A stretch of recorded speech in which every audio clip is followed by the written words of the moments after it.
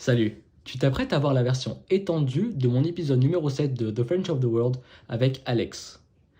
Dans cette version, il y a 1 heure et demie de bonus dans lequel on parle de sujets très variés, très poussés et on aborde beaucoup de théories sur l'apprentissage de langue et l'apprentissage en général ou même de croissance personnelle en général. Si tu as déjà vu la version classique, tu peux aller à 20 minutes 11 pour ne pas re-regarder le début, qui est commun avec la version classique, mais je te conseille quand même de le re-regarder.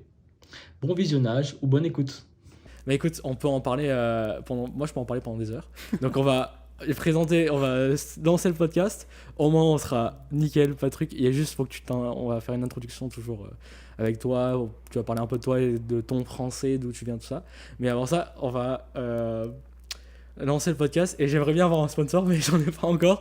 Dans le futur, il y aura des sponsors. Ok, bonjour à tous, bienvenue pour un nouvel épisode de The French of the World. Aujourd'hui, on est avec Alex, un ami à moi qui est aussi du Québec et je suis ravi de t'avoir ici. Ça me fait super plaisir. Ça fait longtemps que je ne l'ai pas vu, donc c'est un peu aussi les retrouvailles. Je vais te laisser te présenter, mais avant, je veux juste rappeler un peu le concept du podcast, rapidement. C'est un podcast pour les gens qui apprennent le français, sûrement des anglophones, mais pas que. Et le but, c'est que vous puissiez avoir un peu des... Je pourrais pas dire ça en français, comment dire, des sneak peeks. Un peu avoir des... Ça marche tellement bien en anglais, des insights. Des points de vue de certains francophones dans le monde. Donc, si vous apprenez le français et vous voulez en apprendre plus sur la culture francophone, ben vous êtes au bon endroit. Donc Alex, tu peux te présenter, quel âge tu as, tu viens d'où spécifiquement du Québec, et on dira un peu sur toi. D'accord. Alors, mon nom est Alexander et je viens du Québec. Quelque chose que je veux dire dès le début, c'est Vas-y. que j'ai une habitude de modifier certaines tendances de mon langage. Je suis techniquement québécois, mais j'ai été élevé anglophone. Ok. Alors, je suis un anglophone qui techniquement est québécois, qui des fois va modifier l'accent pour aller vraiment joual ou le modifier un petit peu. Alors, en parlant avec toi, ça se peut que des fois, ma tendance va changer. Mais je suis quelqu'un qui adapte, que ça soit au langage, que ça soit à la vie en général. J'adore apprendre, j'adore me stimuler. Je suis un apprentisseur. Un apprentisseur de la vie. C'est super, c'est génial, t'es au bon endroit. Un élève de la vie. Alors, très généralement, ça c'est moi. Et s'il y a d'autres questions plus particulières, on pourrait... Mais en premier, j'aurais une question pour toi. Ah ouais, le plot twist, le changement de situation. Pas le plot twist. On hésite les anglophones, les anglicismes. Si on a un, enfin on peut dire des anglicismes, mais on le traduit en français, c'est mieux. Donc changement de situation. Allez, explique, vas-y. Ok. Alors bien sûr, je suis un invité sur le podcast. Je suis ouvert. J'aimerais comprendre. J'ai écouté quelques épisodes, mais c'est qui ton audience? À qui qu'on parle? Ok, mon audience, c'est les gens qui commencent à parler bien français et qui en ont pas assez dans les podcasts en français traditionnels pour les gens qui apprennent le français et qui veulent un peu une transition entre les podcasts qui sont faits pour les Français mais quand même un podcast qui soit un peu adapté à leur niveau, parce que c'est pas des gens qui sont natifs, c'est des gens qui apprennent et des gens qui sont curieux aussi. J'imagine qu'il y a aussi des francophones qui nous écoutent, vous nous dites, mais c'est le cas. Je sais qu'il y a mes parents. Donc ouais, c'est une audience un peu large, mais j'ai une petite audience. Okay. Ben, ça commence toujours de quelque part. Ouais. Okay. Donc voilà, donc, la question originelle c'était où est-ce que tu viens du Québec, et merci de leur partager tout ça sur ton français et le fait que ce soit pas ta langue principale, enfin c'est ta deuxième langue techniquement. Ah, mais ça c'est tellement compliqué parce que techniquement c'est ma première langue et ma deuxième langue. Mais c'est la langue que j'utilise le moins par rapport au français. Ces temps-ci, je l'utilise presque également parce que je travaille dans un milieu français. Mais c'est là que ça devient compliqué, parce que peut-être je peux donner un petit peu plus de mon histoire. Ça va rendre ça plus clair. Je suis né dans une famille moitié italienne, moitié québécoise. Ma mère est italienne de naissance. Alors pour elle, c'était l'italien et l'anglais. Pour mon père, c'était le québécois, le français et l'anglais. Alors leur juste milieu, c'était l'anglais. J'ai été élevé dans un environnement anglophone. Mais la famille de mon père sont québécois. Ils parlent anglais, mais ils sont québécois. Alors je parlais français avec une partie de ma famille, je parlais anglais avec l'autre partie. Ok, merci beaucoup. Et j'allais à l'école en français. Mon primaire était en français. Ok, donc t'as quand même Je suis pas québécois. appris le français. Non, c'est ça. Le français, ça fait partie de toi aussi. C'est ça. Je suis né québécois. Mais à la moitié de mon primaire, mes parents pensaient peut-être déménager quelque part d'anglophone. Alors, ils voulaient que je me pratique. Ils m'ont changé d'école et ils m'ont mis dans une école anglophone. Alors là, j'ai commencé à apprendre mon anglais encore plus que je le savais déjà. Et j'ai créé un juste milieu. Mais éventuellement, je suis allé au secondaire en anglais. Et là, c'est plus dur après de continuer à parler français quand t'as tes amis qui parlent anglais, tout ça. Super. Alors maintenant, je suis dans un petit peu des deux. Ça fait quasiment 10 ans que je suis anglophone. Je me considère anglophone. D'accord. Mais j'avais un ex pendant 4 ans qui était québécoise. Purement québécoise. Je travaille dans un environnement québécois. Alors pour moi, je retrouve mes racines. Okay. Je redeviens québécois. D'accord. Question compliquée, pas obligé d'y répondre. Tu préfères parler anglais ou français? C'est une question compliquée. Ouais. Je préfère l'anglais parce que j'ai une certaine facilité avec le langage. C'est le langage que je parle depuis plusieurs années. Mais j'adore les défis. J'adore parler en français parce qu'il y a tellement une joie de s'exprimer. Quand tu trouves le bon mot... Ah mais je te rejoins à 100%. Je te rejoins à 100%. Quand tu sais exactement comment dire la chose et que on n'attendrait pas ça de toi parce que tu parles plus anglais, c'est... Oui, j'ai réussi. Mais justement, tantôt, normalement, on parle toujours en anglais. Oui, c'est vrai, j'ai oublié de dire ça. On s'est rencontrés en anglais, on parle en anglais tout le temps. Et là, je me suis dit tout à l'heure, c'est bizarre, c'est la première fois. Maintenant, il n'y a plus aucun problème parce qu'il n'y a pas de barrière, on parle la même langue. Mais c'est super intéressant et c'est une petite distinction. C'est bien que vous sachiez ça. Donc, ouais. Et tu viens d'où? De quelle ville au Québec? En tout cas, tes parents? J'ai déménagé quelques fois. Je suis né à Montréal, à Pointe-Claire, je crois. Mais mon enfance était très intéressante. J'ai bougé de place à place. Mes parents ont dû bouger pendant que j'étais un petit enfant. C'était toute une histoire. Mais je suis né à Montréal. J'ai déménagé quelque part que je ne me rappelle plus. Pélican? Je me rappelle plus. Et après ça, j'ai passé 18 ans de ma vie à Saint-Hilaire. Un endroit qui est très francophone, très québécois, mais avec un milieu d'anglophone parce qu'on est juste à côté de Otterburn Park. D'accord. C'est où dans le Québec à peu près? C'est la géographie. Est-ce que c'est proche d'une ville que je connaîtrais? Belleuil. McMasterville. Ah putain. Je mettrai une carte sur le podcast, mais là j'ai rien qui me vient. Est-ce que ce serait... je sais qu'il y a Montréal, Québec... Et par rapport aux deux, est-ce qu'il y a une référence ou... Alors, disons ça, c'est Québec. Disons ça, c'est Montréal. Je suis né ici. Ok, donc dans le sud-est du Québec. Super. Et maintenant, tu vis à côté de Montréal. J'ai oublié le nom de la ville. En ce moment, je préfère pas dire où que j'habite, mais je suis dans les environs de Montréal. T'es dans les environs. Ouais. Parfait, ça suffit. Waouh, ok. Quelle intro. Franchement, c'est super. J'adore toujours parler avec toi, c'est un plaisir parce que tu mets aucune contrainte sur la pensée et ça part facilement dans des discussions super intéressantes, on reste jamais en surface, tu sais. C'est ça que j'apprécie avec toi. Faut dire aux gens, on s'est rencontrés pour la première fois.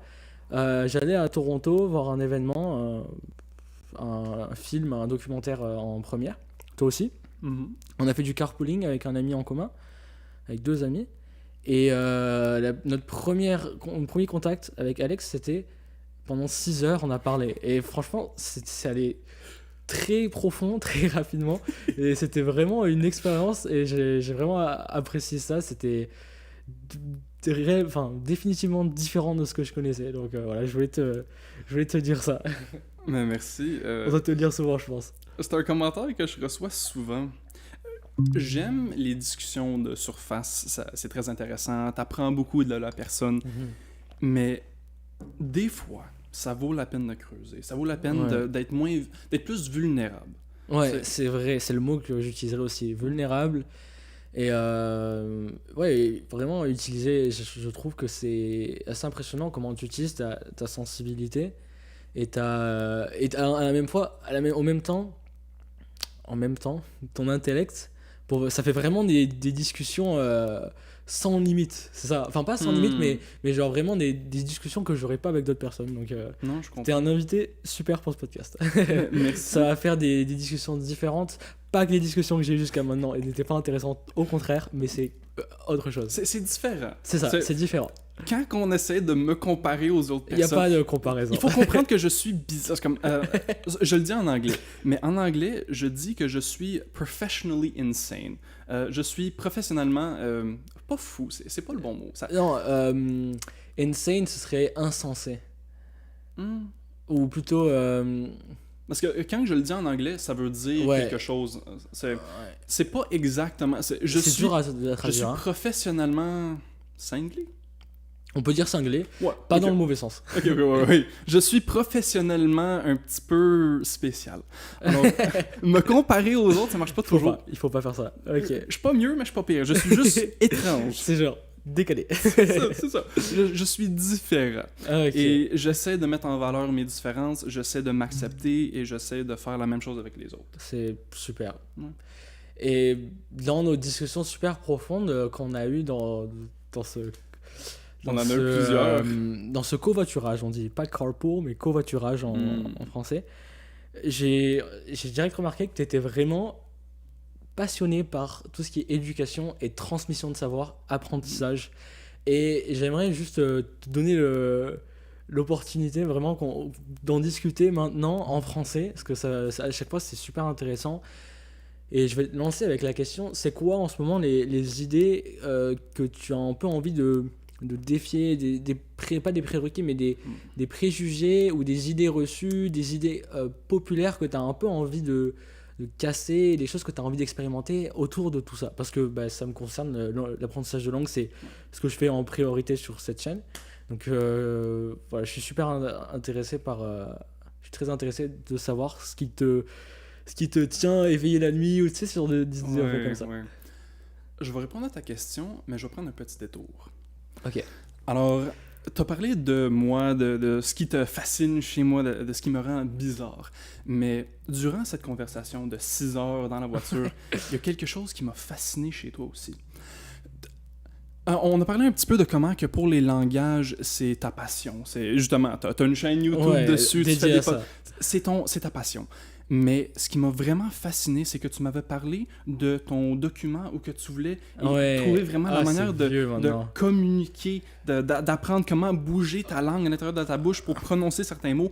Tu avais tellement de détails précis. Dans ce moment, je savais que je voulais t'aider dans ta vision. Ah, c'est gentil. En ce moment, j'ai pas de plateforme, j'ai pas de ressources, mais tu me fascines. Et je veux te connaître dans 10 ans. Et dans 10 ans... retournement de situation. J'adore ce podcast. Ça peut vraiment devenir un hors-série, genre. Tu imagines? On va juste faire une autre branche du podcast, Alex. Ok. Alors là, je vais répondre à ta question. Ok.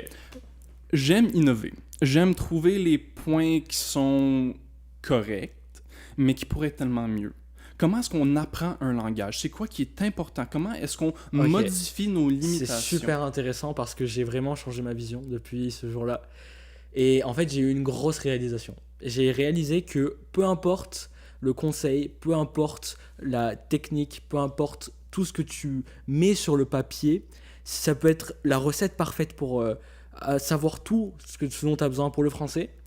C'est pas pour ça que tu vas réussir à parler français en lisant ce document. Et je me suis rendu compte que donc mon projet c'était French Condensed, le français condensé, où je voulais tout mettre, tout ce dont on avait besoin, créer un guide parfait pour apprendre le français. Et je me suis rendu compte que ce guide il allait avoir une portée, mais pas la portée que je désirais. Et je me suis rendu compte qu'on ne peut pas faire ça avec un langage et que c'était quelque chose, je cherchais quelque chose qui n'existe pas. Et dans ces réalisations, je me suis rendu compte par mon propre expérience qu'il faut, pour apprendre une langue, s'adapter à une culture et comprendre comment les gens pensent quand ils parlent cette langue, parce que c'est ça qui va vous permettre de savoir quoi dire, quand le dire, quel sujet aborder, comment parler. Ça peut être la façon de tourner les phrases, la musique que tu utilises, les intonations et tout ça. Donc c'est super intéressant parce que t'en es resté, tu m'as rencontré quand j'étais dans une autre phase, avant de vraiment bien parler ukrainien, avant d'apprendre le portugais en immersion, tout ça. Et donc là, j'ai fait un bout de chemin depuis là, et j'ai pris une autre direction. Voilà. Ok. Très intéressant. Et J'essaie de pas me vanter. Parce que N'hésite pas, vas-y. Y a pas de souci. j'aime dire des choses qui sont vraies. Et des fois, les choses qui sont vraies peuvent monter l'ego. Mais je suis très bon à ce que j'essaie de faire. Généralement, de ce que j'ai remarqué. Ok. Quand j'essaie de faire quelque chose, je suis très bon. Pas dans le moment. Dans le moment, je suis terrible. C'est affreux. Mais Tu y arrives au bout d'un moment. je suis exponentiel dans ma nature. Je commence extrêmement lentement, 0.01%, 0.02%, 0.04%, 0.08%, mais je suis exponentiel.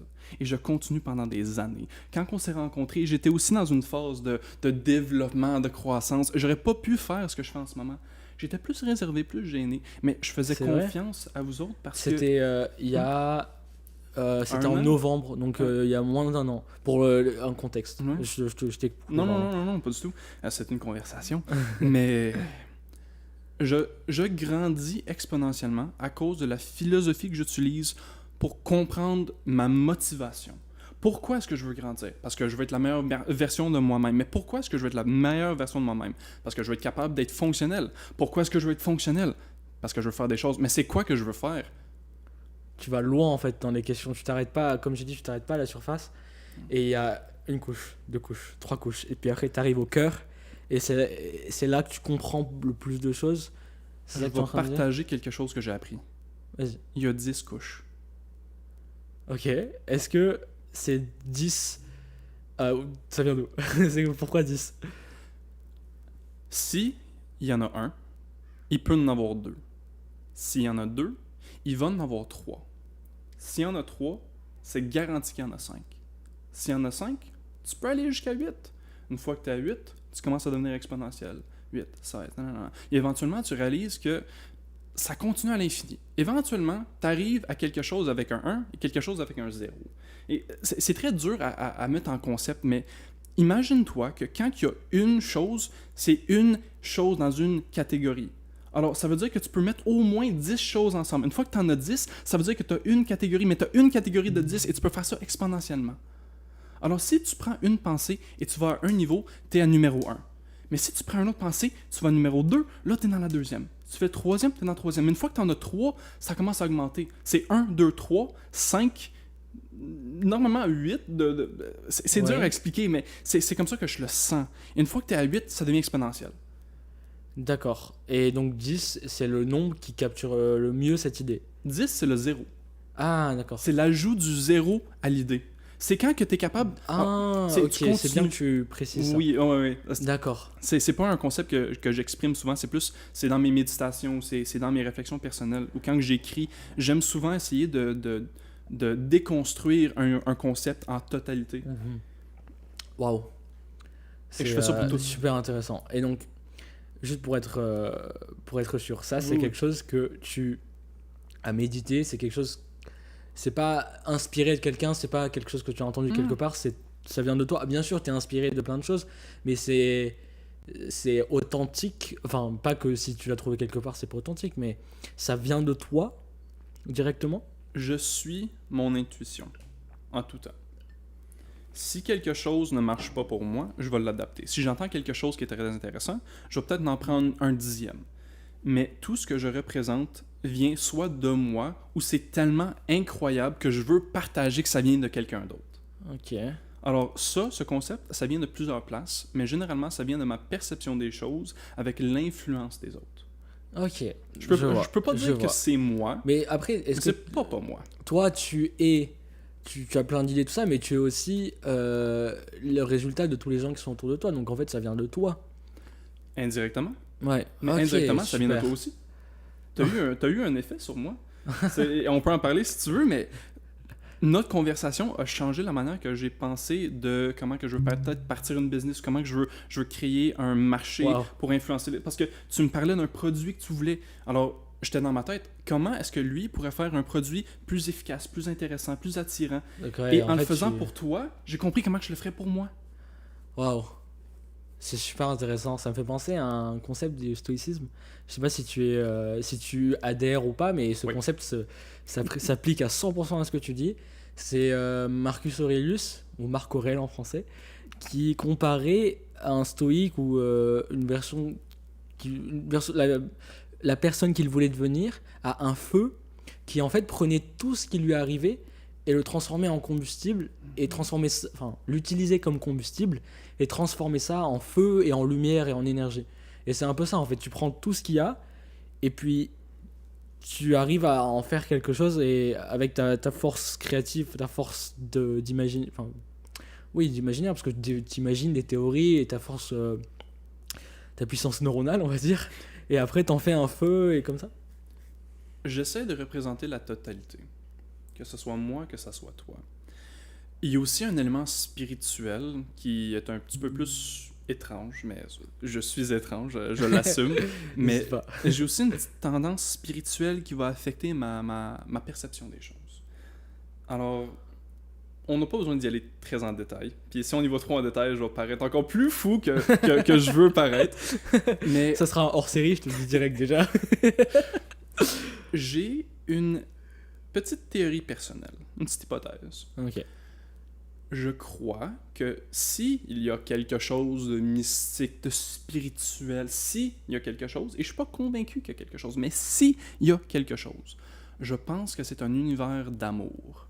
Et je pense que si il y a une créature qu'on peut peut-être appeler Dieu, c'est l'incarnation de l'idée de l'amour inconditionnel.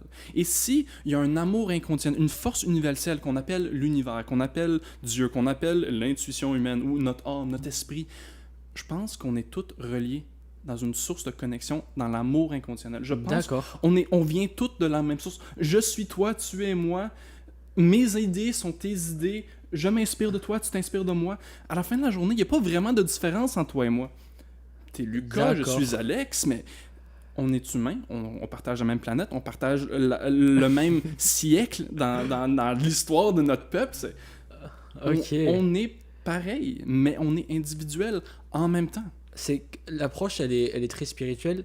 Est-ce qu'il y a aussi l'idée qu'on est tous constitués de matière qui est dans un cycle et que en fait à l'échelle microscopique, atomique, on n'est pas discernible? C'est quoi est-ce que c'est vraiment que spirituel ou est-ce qu'il y a des aspects un peu plus scientifiques, parce que c'est ça que je maîtrise un peu mieux?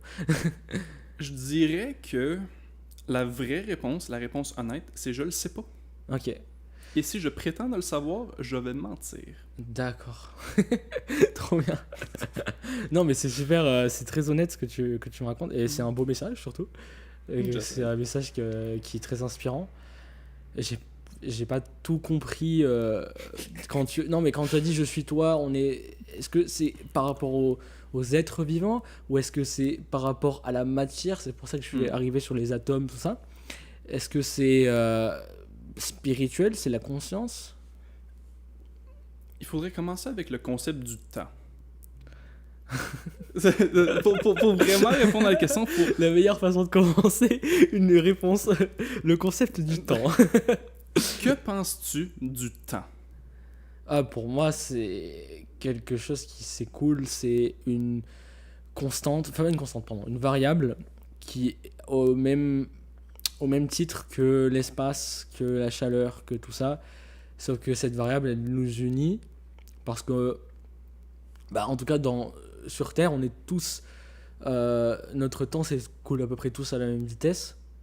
Donc c'est comme une fabrique, et je connais l'aspect du temps qui est lié à l'espace, tout ça. Ouais. Et c'est définitivement une bonne base. Mais je vais préciser ma question. C'était très vague. Est-ce que tu penses que le temps est un... Ok, je vais le dire très simple, très brut. Est-ce que le temps est une vraie chose? Oui. Pour moi, c'est une vraie chose parce que qu'est-ce qui serait faux en fait? Ok. Et tu as la bonne réponse, mais tu as le début d'une meilleure réponse. Alors oui, le temps existe, mais est-ce que le temps est réel si on ne prend pas en considération que nous autres, on est des êtres qui vivent à l'intérieur du temps? Alors là, ça devient plus poussé. Alors là, je peux commencer à creuser un petit peu. Alors, nous autres, on est des créatures trois-dimensionnelles. On existe dans un univers de 3 dimensions. Ça veut dire que le temps, C'est pas la quatrième dimension, ça Non, je suis d'accord c'est avec ça. incorrect. Mais C'est facile de dire c'est la quatrième dimension. mais- C'est une dimension, mais Oui. c'est pas la quatrième dans le terme d'espace. C'est ça. Ouais. Alors, je vais pas l'appeler la quatrième dimension, je vais l'appeler la dimension du temps. On est des créatures de 3 dimensions. On existe en flèche. On y va d'une manière linéaire. Ouais. On commence, on continue, on finit. On a un début, on a une fin. On a une naissance et on a une mort. Oui. On est en train de commencer un podcast et on va finir un podcast. Mais une meilleure manière d'y penser, c'est que le temps existe, mais le temps arrive une seule fois. On est un film et on est le caractère sur l'écran qui pense qu'il est en vie, mais on va jamais le savoir si quelqu'un nous met sur pause. On va jamais savoir si Ouais, quelqu'un c'est vrai. ferme le vidéo. On va jamais savoir si quelqu'un efface le vidéo. Je suis d'accord. On est une image sur un film Mhm. et on pense que l'image est vivante, mais on est simplement des morceaux d'images qui vont très vite et on pense que à cause qu'on est capable de lier les images ensemble, qu'on voit la vérité. Mais c'est pas le cas. C'est comme quand on regarde d'un côté à l'autre. Si jamais tu regardes quelqu'un, regarde mes yeux. Oui. Oui, c'est saccadé. C'est saccadé, ça va en petits coups secs, Ouais, mais notre cerveau, Pour ceux qui écoutent, il a regardé dans un coin de la pièce et puis il est allé à l'autre et en fait ses yeux sont arrêtés sur chaque détail et ils n'ont pas fait un mouvement linéaire. Voilà, Mhm. juste pour un peu Ouais. de contexte. mais mon cerveau, notre cerveau est programmé pour donner une image constante. Quand on saute, quand on bouge, notre image reste claire. Mais c'est parce que ce qu'on voit, c'est une illusion. On voit l'illusion de notre cerveau pour qu'on C'est- comprenne. Une réalité perçue. C'est ça. Alors, C'est super intéressant et j'ai des choses sur lesquelles j'ai réfléchi et je vais oui. rebondir avec ça après. Je veux juste que tu finisses ton... Je vais terminer Ouais. très simplement. Alors, le temps, ça existe. Le temps, c'est notre environnement. C'est notre playground. Ouais, notre aire de jeu. C'est où qu'on va vivre nos vies, c'est qu'on va jouer nos aventures, c'est où qu'on va avoir nos peines d'amour et Mhm. c'est où qu'on va mourir. Mais à la fin de la journée, il y a quelque chose au-dessus de nous, hors du temps, qui est capable de arranger les choses en séquence, de voir hors du temps. Mhm. Alors, moi, dans ma perception, il y a une force qui doit créer l'univers qui nous contient. Il contient le temps. Quelque chose avec des propriétés physiques qui peut être altéré par la gravité, par la masse Mhm. des choses. On sait que le temps a une propriété qui peut modifier. Ouais. Alors, c'est pas irréaliste de penser qu'il y a un univers où que le temps, c'est bougeable. On peut prendre des morceaux, on peut arrêter la séquence, on peut Ouais. reculer, on peut avancer. Ouais, mais pas dans le nôtre. Pas dans le note. Parce que dans le nôtre, le temps aussi, j'ai oublié de dire ça quand tu m'as posé la question, c'est unidirectionnel. Oui. On peut pas Pour nous. revenir en arrière. Pour nous, Ouais. c'est unidirectionnel. Mais imagine s'il y avait quelque chose pour lequel ce l'était pas. Donc ce serait une autre, comme on appelle ça, une autre dimension, une autre réalité. Si on veut. Mais est-ce que ça vivrait dans l'imaginaire d'une conscience ou est-ce que ce serait une autre réalité physique? J'ai pas la réponse. Ok. Alors, mon intuition me dit qu'on partage la même source hors du temps. Et que mon intuition me dit que quand que nous deux, on va mourir et on va sortir du jeu du temps, on va redevenir quelque chose d'autre qui est la même chose. On vient Donc du même réincarnation tableau. un petit peu. Mais pas avec le principe des animaux, tout ça. C'est semblable à la réincarnation, mais c'est plus l'incarnation de tout en même temps, sans temps. Il n'y a aucun temps, mais tout s'incarne dès la première fois. Et ça crée une image, un tableau. C'est peinturer une image avec des petits pixels. T'as pas, Mhm. un pixel n'est pas né avant l'autre. Le pixel fonctionne en relation avec toutes les autres. L'image est créée de petits pixels. Il n'y a pas un pixel qui vient avant l'autre. Ils sont une totalité. Ils sont une image, un film. Je suis un pixel, Je vois. tu es le pixel. Donc ça clarifie un peu ta... Mais on fait partie de la même image. Ok. Oui, c'est vrai, parce que c'est une réalité complète. Et ça, c'est ma croyance personnelle.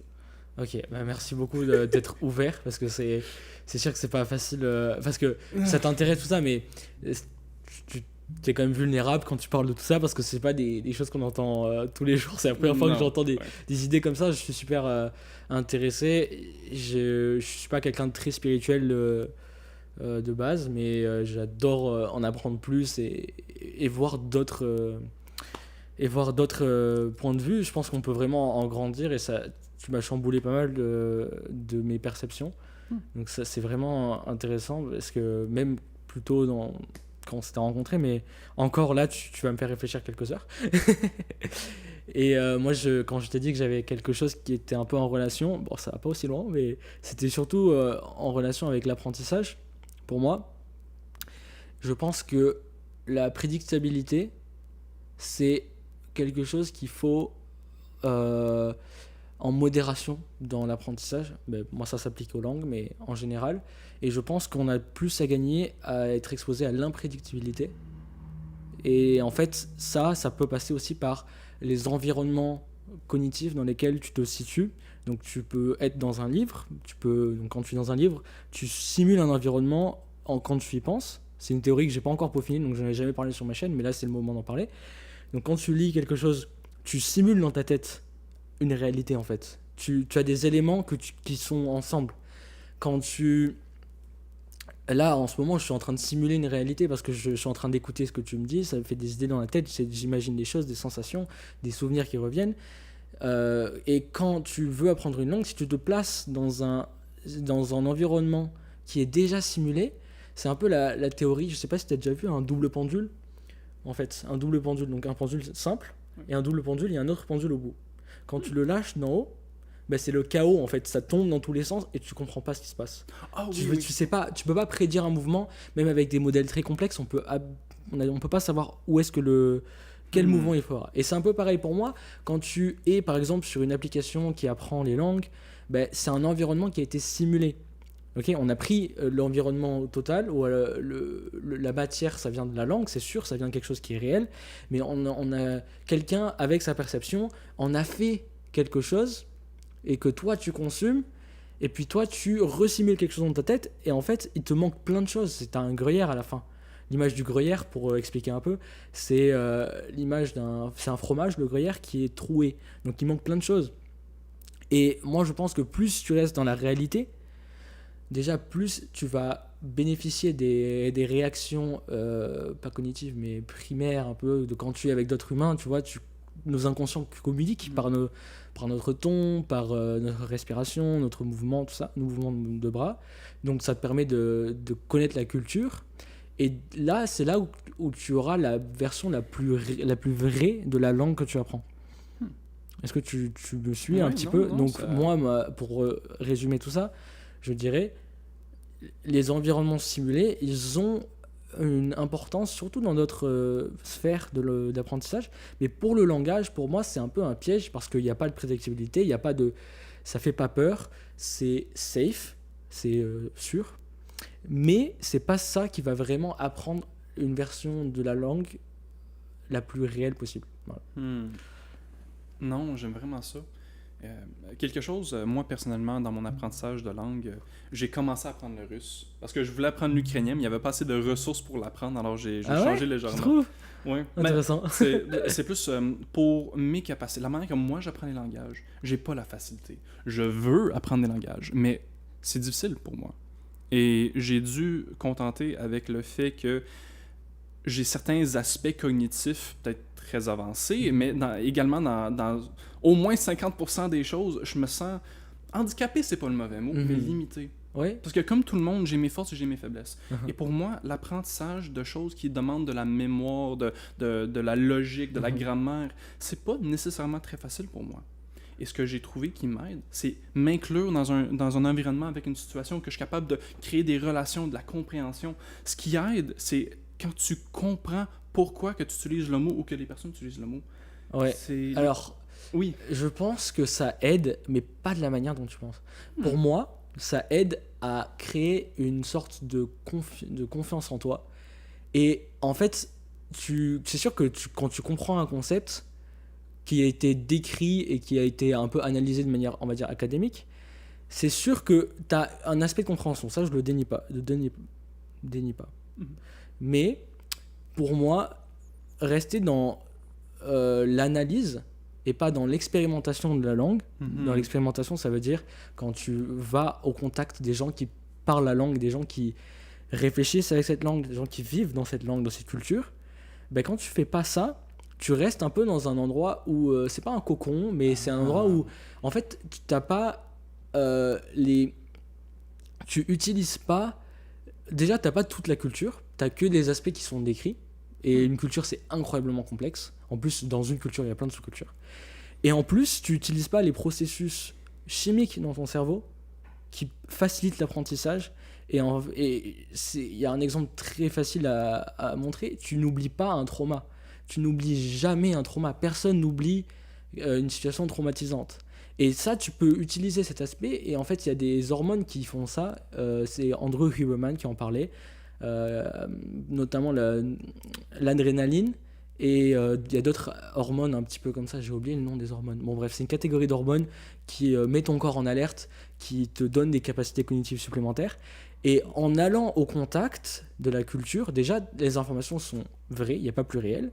Et de deux, tu rentres dans un état d'apprentissage profond qui est très désagréable, certes, parce que tu arrives, quand je parle d'expérimenter, c'est tu vas voir des gens, tu crées des connexions, et quand tu vas rencontrer quelqu'un, surtout si c'est un peu forcé dans le sens où c'est pas il arrive à toi, non, tu vas chercher les gens. Il va y avoir des situations où tu sais pas quoi dire, tu sais pas comment le dire, tu comprends pas pourquoi les gens réagissent comme ça.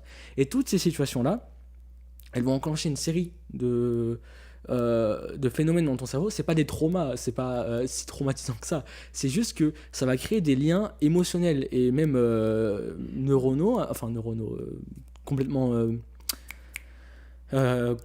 rationnel avec la langue que tu pourras jamais oublier. Et ça, c'est ce que j'ai fait c'est ce que j'ai expérimenté quand j'ai appris l'espagnol, par exemple. Ça fait longtemps que je parle pas espagnol, tous les jours, ou ça fait des semaines que j'ai pas parlé espagnol. Si là on parle espagnol, il n'y a pas de souci, ça me prend 2-3 minutes pour revenir un peu, pour que ma bouche s'est habituée et je peux parler espagnol. Donc c'est ma réponse par rapport à toi. C'est sûr que c'est un peu ma vision des choses est assez unique dans le monde d'apprentissage de langue. J'essaye de un peu me placer comme tu dis, et j'aime innover, j'aime ne pas être biaisé par ce que les autres pensent. Donc je comprends si cette idée tu peux être perplexe par rapport à ce que je dis. C'est pas encore le produit final de ce que je pense être apprendre une langue. Bien sûr. Oh.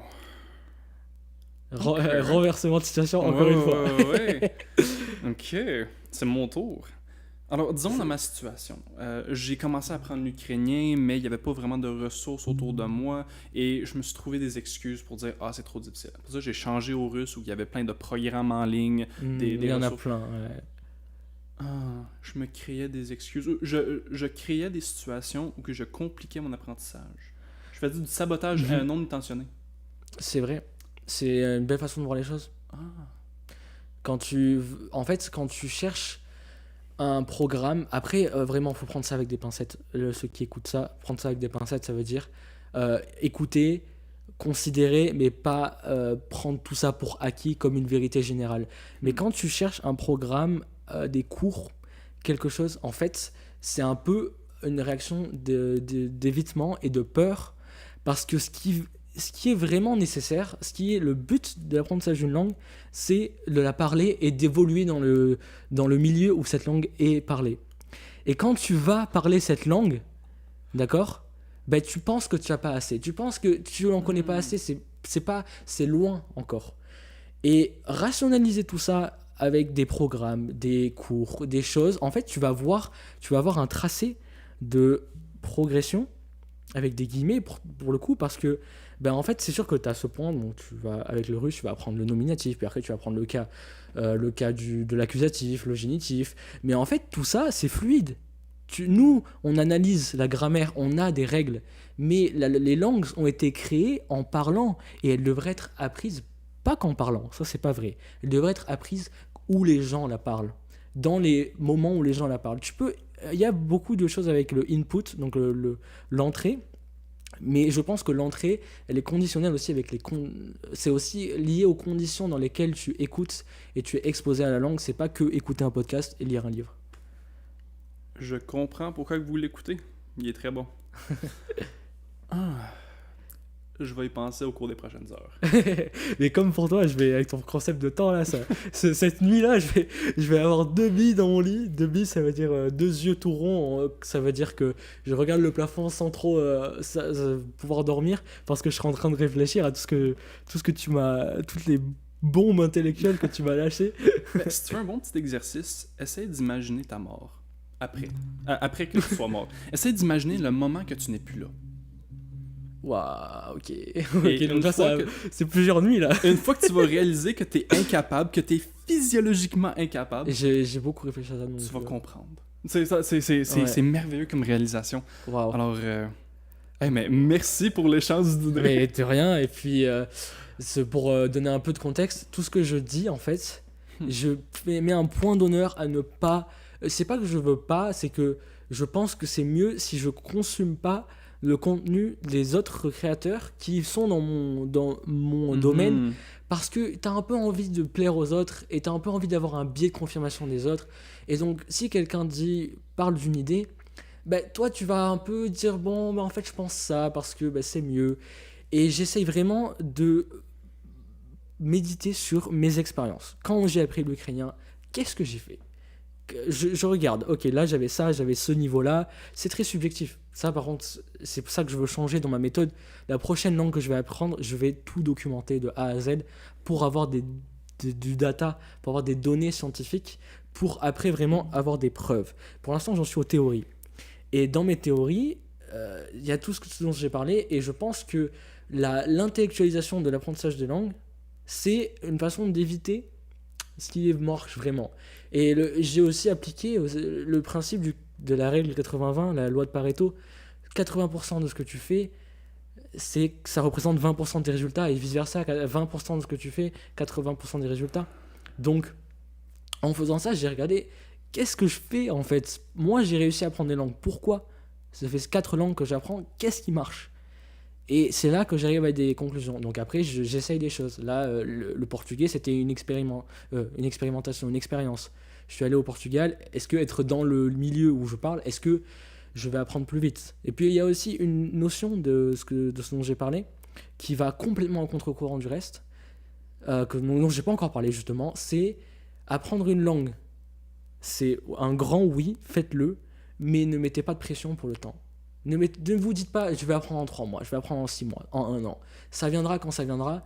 Et quand vous vous détachez de l'aspect temporel, ça vient en fait plus rapidement, et ça enlève tellement de contraintes et tellement d'anxiété.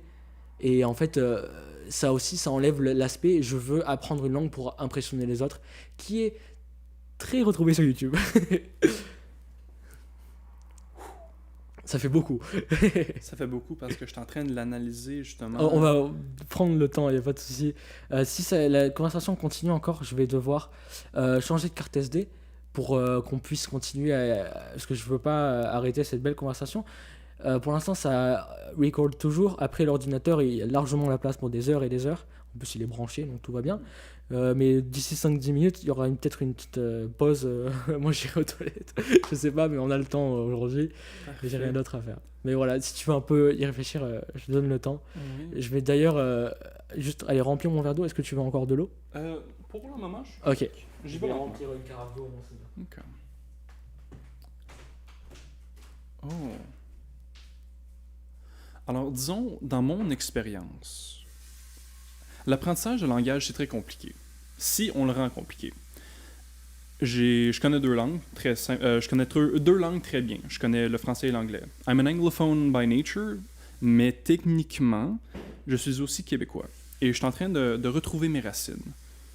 Il y a 4 ans, je me considérais un anglophone pur. J'avais aucune connexion à mes racines québécoises. J'avais pas de québécois dans moi. J'avais pas de fierté, de nationalisme. J'avais rien. J'étais anglophone. J'étais fier d'être anglophone parce que j'étais fier de pas être québécois. Et à travers du temps, j'ai réalisé à quel point que j'étais en train de jouer dans tous les problèmes qu'on voit au Canada, où que les anglophones sont mieux que les Québécois, J'avais cette perception. Oui. Et le pire, c'est que j'ai été élevé québécois. Ouais, et en fait, t'as un peu renié tes racines et d'où tu viens, c'est ça ?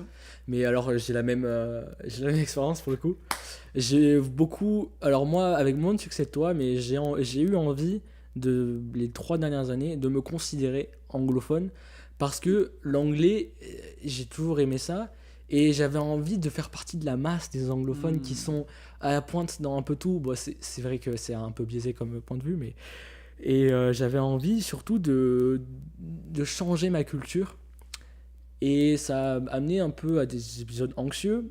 Et avec cette chaîne YouTube, avec ce projet d'apprendre des langues aux autres, de leur montrer comment se débrouiller avec les langues, ben, en fait, je me suis rendu compte que ma culture, c'est une partie de mon identité et que je peux pas la renier, mais que ma culture aussi, elle est multiple. C'est-à-dire que, comme j'ai appris l'ukrainien, ben, y a une partie de Lucas Léandri qui est un peu ukrainienne. C'est un peu prétentieux de dire ça, mais j'ai passé beaucoup de temps en contact. J'ai passé beaucoup de temps à parler ukrainien, à penser en ukrainien. Et en fait, quand tu penses et que tu évolues dans une langue, moi, je le vois avec toi. Tu n'es pas la même personne. C'est une langue, c'est une partie de ta personnalité. Et quand tu traites les langues comme pas une tâche, mais comme un skill. Une obligation. Un skill. Oh, une performance ou alors une attitude. Ouais, un talent ou quelque chose conscient, comme quelque chose de conscient, comme tu dirais, je sais faire du vélo ou alors je sais danser, tu vois. Quand tu traites la langue comme ça, tu omets toute une partie de ce que c'est la langue. Et en fait, quand il y a des gens tu l'as sûrement vu, il y a des gens qui parlent français, mais ils parlent français de manière robotique. Tu comprends pas trop où ils veulent en venir. Ils disent des choses, et en fait, ces gens-là, ils n'ont pas d'attache culturelle avec le français, et ils pourront jamais parler français comme un français, ou alors s'en approcher. C'était moi il y a 7 ans. Parce que je suis né dans un milieu québécois, j'avais des amis québécois, j'allais à l'école en français, mais le français qu'on a appris dans nos classes, c'était le français... pas nécessairement de France, mais c'était un français très... Standard. Considéré comme standard. Académique. Ouais. Le français d'école. Ouais. Et je parlais avec une certaine distinction. C'est sûr que j'avais pas l'accent parisien, mais mes mots étaient très précis, très bien choisis. Mais avec le temps, j'ai appris que certains anglicismes, certains accents... Ça fait partie de la culture. C'est québécois. Merde, quoi. Exactement. C'est ça. Ça fait partie de l'univers dans lequel les gens se placent quand ils parlent la langue. Et le français, c'est une langue assez particulière, même l'anglais, parce qu'il y a plein de cultures dans le français. Mais il y a quand même une identité francophone, que tu sois africain, que tu viennes de Nouvelle-Calédonie, que tu viennes du Québec, de France, il y a quand même des aspects du français qui restent. Et ça peut être très intellectualisé parce que ça vient un peu de la grammaire des fois. Mais il y a aussi la théorie du relativisme linguistique. Est-ce que c'est les gens qui ont fait la langue, qui ont influencé la façon dont la langue fonctionne, ou est-ce que c'est la langue qui influence les gens ? Pour moi, il y a des deux. Mais ce qui est vrai, c'est que le fait, par exemple, qu'on dise il a et qu'on ait un i, le y en français, ça n'existe pas dans d'autres langues. Tu peux chercher, enfin moi je n'en ai pas trouvé, peut-être qu'il y a une langue autochtone ou je sais pas qui a ça, une langue qu'on ne connaît pas, mais il n'y a pas ça. Et en fait ça change ta façon de penser. Et je pourrais pas expliquer quel aspect de la culture ça implique ou ça cause, mais c'est sûr qu'il y a un aspect de notre culture qui vient de ça. Les Ukrainiens, les Slaves, ils peuvent changer l'ordre des mots. Tu as dû le voir en apprenant le russe. Oui. C'est chiant. Mais c'est leur culture, en fait. Et ça change complètement la façon dont ils s'expriment. Et donc, ça change leur identité. Ça change leur culture. Et les langues, c'est très documenté comment la langue fonctionne. Mais je pense qu'il y a peu de... après, je ne suis pas hyper documenté. Je pense qu'il faut que je me renseigne mieux. Mais je pense qu'il y a encore des efforts à faire quand les gens... il faut essayer de lier culture et langue un peu plus, et ça aidera beaucoup l'apprentissage des langues, parce que t'as pas besoin d'aller apprendre, d'aller étudier la langue, ça devient une partie de qui tu es. Je le dis souvent dans ma vidéo, faites une partie de qui vous êtes, la langue dont vous parlez, et ça viendra à vous au lieu que vous alliez à elle. Non, ça fait... C'est très philosophique, ça sera définitivement un hors-série. J'ai 57 minutes de vidéo. Ça fait 57 minutes. Non, ça fait 52 minutes, mais j'ai 57 minutes sur ma caméra. Donc, dans 5 minutes, je vais couper pour pas perdre ça. Et soit faire de la place sur ma caméra, enfin bref, on devrait pas parler de ça pour les gens. Mais vas-y, je te laisse si tu as des choses à dire. Honnêtement, tu m'as dit tellement de choses que j'ai besoin de... Le gros de cette discussion va continuer dans la deuxième partie, parce que j'ai besoin d'un petit 5 minutes pour réfléchir. Ok, bah c'est parfait. Je laisse le micro tourner, parce que c'est pas un problème. Je vais juste changer la caméra. Ok, on reprend. J'aurais sûrement fait un montage, donc bienvenue à nouveau. Re-bienvenue. On reprend, et Alex, tu m'as dit, tu as une question pour moi. Oui. Alors, en ce moment, j'ai l'opportunité d'apprendre soit le russe ou l'ukrainien. En théorie, j'aimerais apprendre l'ukrainien parce que je travaille en ce moment avec une quinzaine d'Ukrainiens. Bah, c'est parfait. À mon travail, j'ai des Ukrainiens. C'est génial. Mais en même temps, je me demande, est-ce que ça vaut la peine d'apprendre le russe à la place, vu que c'est beaucoup plus pratique sur un terme mondial? Comment est-ce que tu répondrais à cette question? Oh là là, c'est génial que tu dises ça. J'ai déjà fait, parce que rapidement, j'ai un concept sur ma chaîne qui s'appelle Come Think With Me. Okay. En gros, je laisse la caméra tourner, c'est tard le soir tout le temps, je me fais un thé. Et pendant 20-25 minutes, je pars d'une phrase, et il y en a une, c'était « Learning a language because it has a lot of speakers is not a reason. It's not a reason to learn a language because it has a lot of speakers. » Et j'ai donné une réponse très détaillée que je vais résumer un petit peu ici. Et moi, je te dirais que non. Il n'y a pas de bienfait, il n'y a pas de bénéfice à apprendre une langue qui a plus de gens qui la parlent, et même des fois ça peut être un peu pas un peu malsain, mais il n'y a pas trop de raison. C'est bien sûr si tu connais l'anglais, parce que l'anglais c'est cette langue avec laquelle tu pourras communiquer avec des tuteurs. On va dire que l'anglais c'est la langue que tu as besoin de parler. Après tout le reste, tu peux parler tibétain, tu peux parler mongol, tu peux parler des langues autochtones, c'est pas important. Ce qui est important, c'est que tu puisses parler avec les gens qui parlent la langue. Tu puisses être en contact avec la culture. Il peut y avoir 150 personnes. Si toi, ça a du sens que tu parles cette langue, apprends-la. Et avec l'ukrainien, il y a plusieurs choses. Numéro 1, on est à Montréal. Et à Montréal, il y a plein d'Ukrainiens. Une grosse diaspora. Et il y a plus d'Ukrainiens que de Russes. Il y a peut-être... les Ukrainiens parlent russe. Mais en ce moment, ils sont pas fans du russe. Et beaucoup préfèrent ne pas parler russe. Numéro 2, pas trop en rapport avec l'ukrainien, mais quand tu regardes le nombre de personnes que tu rencontres dans ta vie, c'est pas des centaines de millions, d'accord ? Et tu peux voir, c'est vrai qu'en passant dans la rue, tout ça, tu vois beaucoup de gens, mais les gens avec qui tu interagis, et encore plus des gens avec qui tu interagis dans une langue qui n'est pas la tienne, il y en a peut-être quelques milliers, je sais pas, je connais pas le chiffre, c'est des statistiques, ça peut être rapidement calculé, mais il n'y en a pas des centaines de millions. Donc apprendre une langue qui a 150, 200, 1 milliard de gens qui la parlent, ça change rien en fait à ton expérience à toi. Ce qui va changer, c'est est-ce que tu as la possibilité d'être en contact avec les gens qui la parlent. Et en fait, quand tu vas apprendre une langue qui a moins de personnes, qui est un peu moins commune, tu as plusieurs avantages. De 1, tu fais quelque chose que peu de gens font, donc c'est gratifiant.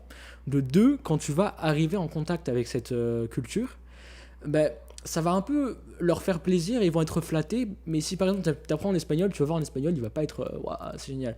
Je parle pas de choquer les gens comme il y a la trend sur YouTube, les tendances de je parle chinois pour choquer les Chinois pour avoir de la gratification instantanée. Non, je parle de la gratification à long terme. Je te dis que ça va être plus facile de rentrer en contact avec la culture qui sera plus petite que la culture qui sera plus grande. Et il y a un dernier aspect, c'est que quand tu apprends l'espagnol par exemple, c'est comme le français, il n'y a pas d'espagnol standard. Tu apprends un espagnol qui vient de quelque part. Et il y avoir des centaines de millions de gens qui sont élevés en espagnol, donc qui sont natifs d'espagnol.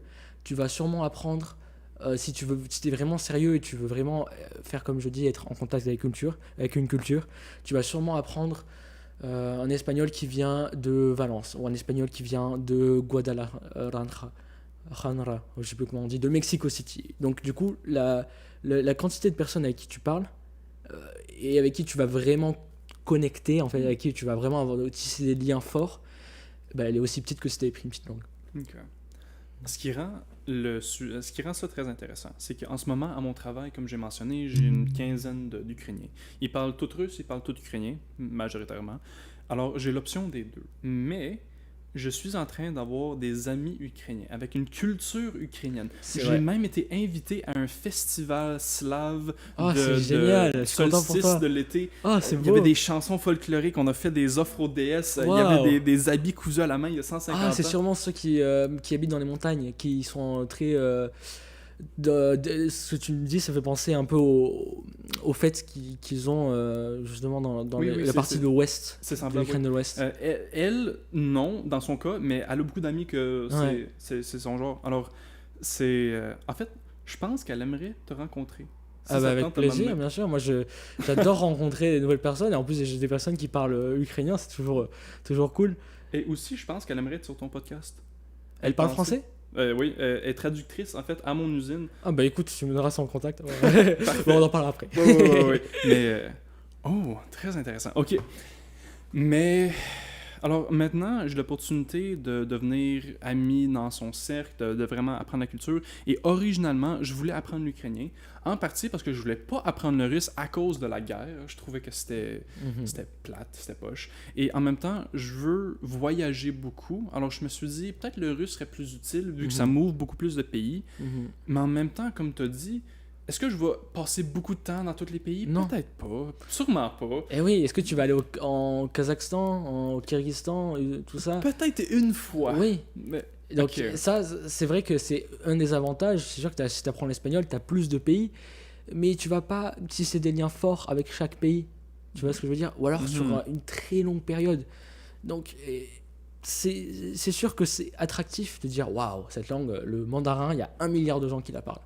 Mais les gens ne parlent pas de l'urdu, ou parlent pas de l'hindi, de l'hindou en français, et qui ont autant de gens qui la parlent. Donc c'est un peu hypocrite parce qu'il y a ces langues qui sont considérées comme utiles, et puis moi, au début, quand je disais à mes amis, maintenant j'apprends l'ukrainien, ils me disaient, c'est inutile, apprends le russe.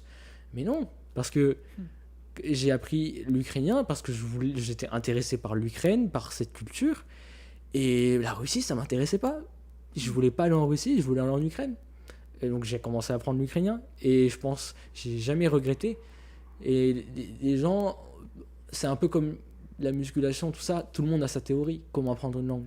Tout le monde sait comment faire. Et donc les gens savent, mais en fait, il faut vraiment se fier à sa curiosité. Et une fois que tu te fies à ta curiosité, il y a tout qui a du sens. Il y a tout qui commence à cliquer ensemble. Et enfin, ça c'est un anglicisme. Il y a tous les engrenages commencent à c'est quoi l'expression en français? Il y a tout qui commence à faire du sens. It all comes together en anglais. Ouais. Ok. Alors maintenant, ma première situation est réglée. Je veux apprendre l'ukrainien. J'ai décidé. Alors maintenant, je suis à la deuxième étape. J'ai pas de gros programme comment apprendre l'ukrainien de A à Z. c'est ça. Ça n'existe pas. Avec la prédictabilité. Ou si ça comme je dis. existe, Ça existe. ça va être très cher. Mais ça existe, mais c'est pas efficace. Ouais. C'est pas ça que tu veux en fait. Non. Alors maintenant, c'est quoi un plan réaliste pour commencer mon apprentissage? Très bien. Parce que je commence à zéro en ce moment, en ukrainien. Très bien. Le moteur de l'apprentissage d'une langue, c'est pas la motivation, c'est l'obsession. Quand tu apprends une langue, quand tu es dedans, quand ça y est, tu sais que tu vas apprendre cette langue et que tu commences à découvrir cette langue, cette culture, c'est invasif dans ta vie, dans le sens où tu y penses tout le temps et c'est tout le temps en train de rebondir dans ta tête. Comment je dis ça? Comment est-ce que je fais ça? Qu'est-ce qui se passe quand? Ou est-ce que cette idée, elle se traduirait? Qu'est-ce que... Et c'est plein de questions, c'est l'obsession, c'est une obsession qui est très saine, mais c'est une obsession quand même. Comment est-ce que tu deviens obsédé? Déjà, la première étape, c'est suivre ta curiosité. Quand tu vas découvrir une langue, il y a forcément des choses que tu veux savoir. Forcément, tu te dis, tiens, comment je veux dire bonjour? C'est le premier truc. Comment je dirais, je travaille dans... Comment je dirais, j'aime bien manger des pâtes? Ça peut être n'importe quoi, ça va différer d'un individu à l'autre. Bon, il y a quand même des théories qui disent que, en général, les gens passent par les mêmes étapes d'apprentissage en termes de notions qu'ils apprennent, mais c'est pas important. Nous, ce qu'on veut, c'est développer une intuition, mais surtout une curiosité avec cette langue. Et ce qui se passe dans l'arrière-plan, dans notre subconscient, on n'a pas de contrôle sur ça. Donc nous, notre contrôle, c'est l'exposition qu'on va avoir avec la culture et la langue. Donc la première étape la plus simple, c'est regarder comment on dit ça, apprendre un petit peu à prononcer parce que il faut habituer ta bouche à faire ces sons-là. Et l'intégrer dans notre vie. Exactement. Okay. Et quand tu vas t'intéresser à la culture avec des vidéos, avec des films peut-être, en cherchant des trucs, des articles, tu peux, si là ça t'intéresse de faire du Duolingo quelquefois, moi je pense pas qu'il y ait d'intérêt, mais ça fera pas de mal parce que ça fait une première exposition. Et puis là, toi tu as déjà cette partie réglée, mais il va falloir que tu trouves des gens avec qui communiquer.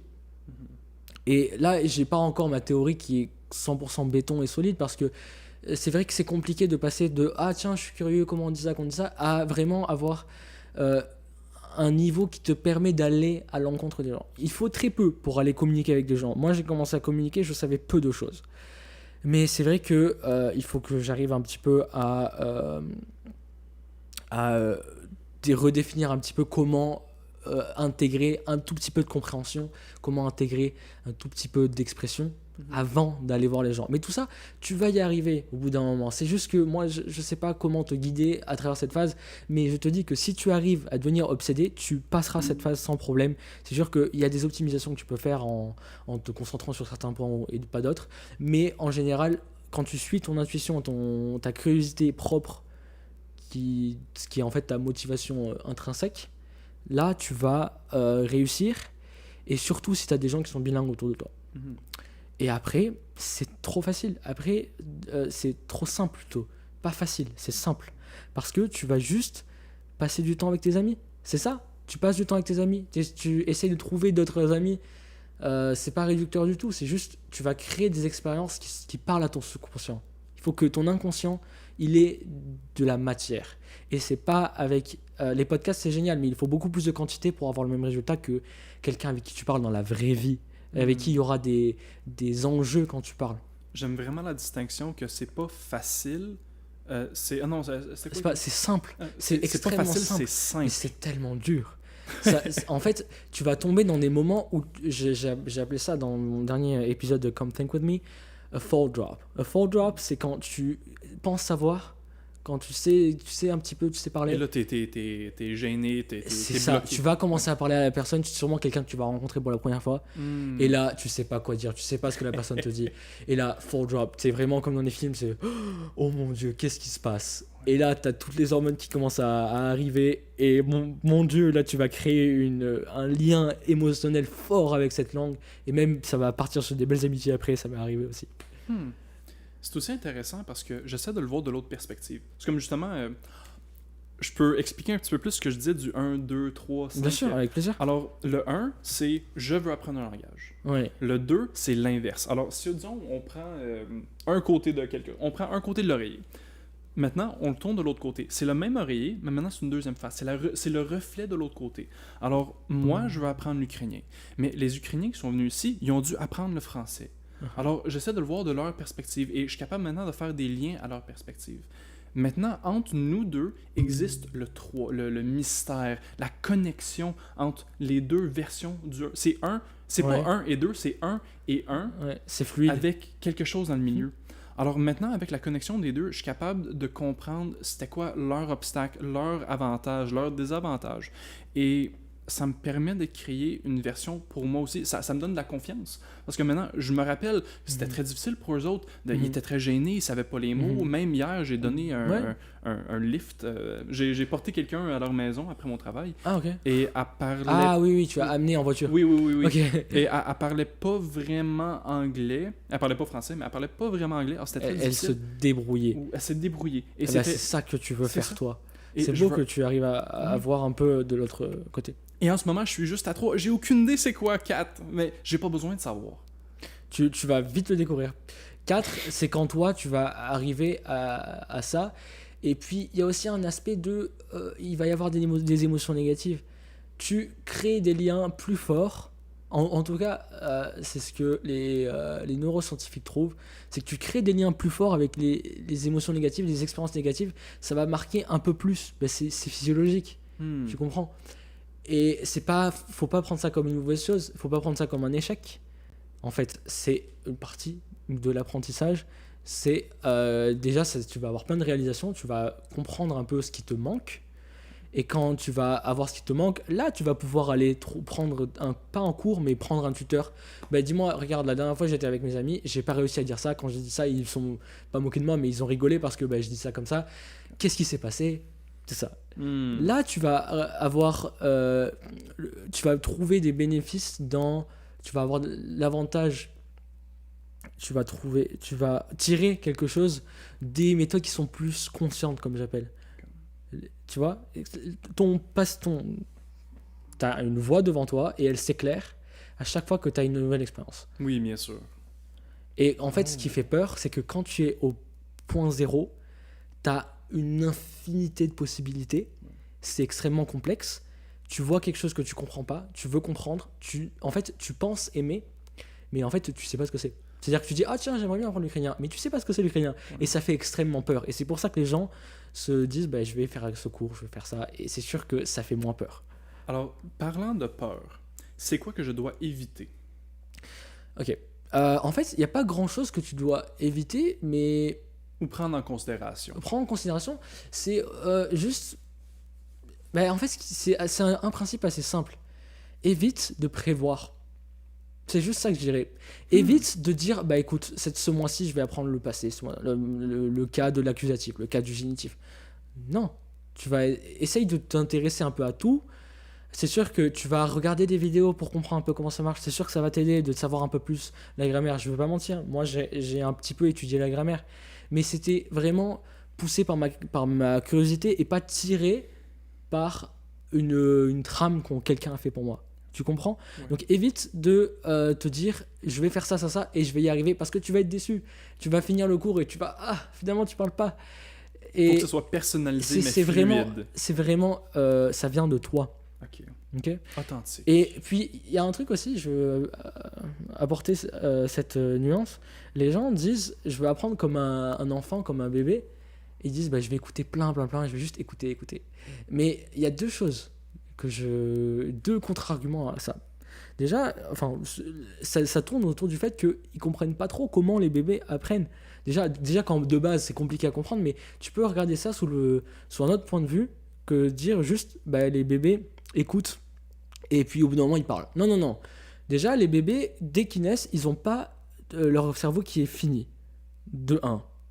Donc ça veut dire qu'ils n'ont pas un cerveau, dès qu'ils sont nés, ils n'ont pas un cerveau qui leur permet de faire des mouvements fins. Les bébés, c'est très... dans leurs mouvements, c'est très imprécis. De 2, les bébés, dès qu'ils peuvent commencer à essayer de parler, ils essayent de parler tout le temps. Ils essayent d'imiter les gens, en fait. Les bébés, ils essayent, même si ça n'a pas de sens, ce qu'ils disent, ils communiquent, ils essayent. Et donc c'est sûr que c'est très très important pour eux d'avoir une exposition. Mais leur exposition, elle vient surtout du ton et de la présence des gens avec qui ils parlent, et pas forcément juste de la langue. C'est très émotionnel. Il faut pas avoir peur d'être imparfait, parce qu'on apprend un langage, on le connaît pas. Exactement. C'est normal. Exactement. Si t'as pas peur d'être misérable, et que les gens se moquent de toi, enfin pas que se moquent de toi, mais de rient de la situation. Et si toi, tu as l'humilité, ah oui, il y a autre chose aussi, je vais t'en parler. Toi, tu as l'humilité de dire, écoute, c'est pas grave, haha, trop drôle, j'ai dit, je sais qu'en russe, on en a parlé, j'imagine qu'en ukrainien c'est pareil, mais je sais pas. Tiens, en ukrainien et en russe, il y a plachu, ça veut dire mon accent est pété là, mais il y a plachu, ça veut dire je pleure, et il y a plachu, ça veut dire je paye. Si tu te trompes, c'est drôle. Les gens se trompent, c'est rigolo. Moi, j'avais dit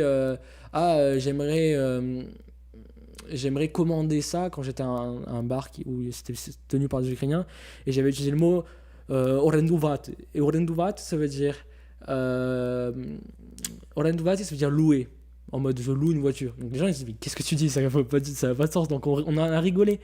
Et faire ça et s'autoriser à être vulnérable, c'est là que de 1 tu vas être plus détendu, et de 2 tu vas avoir tellement plus de moments où tu vas pouvoir apprendre.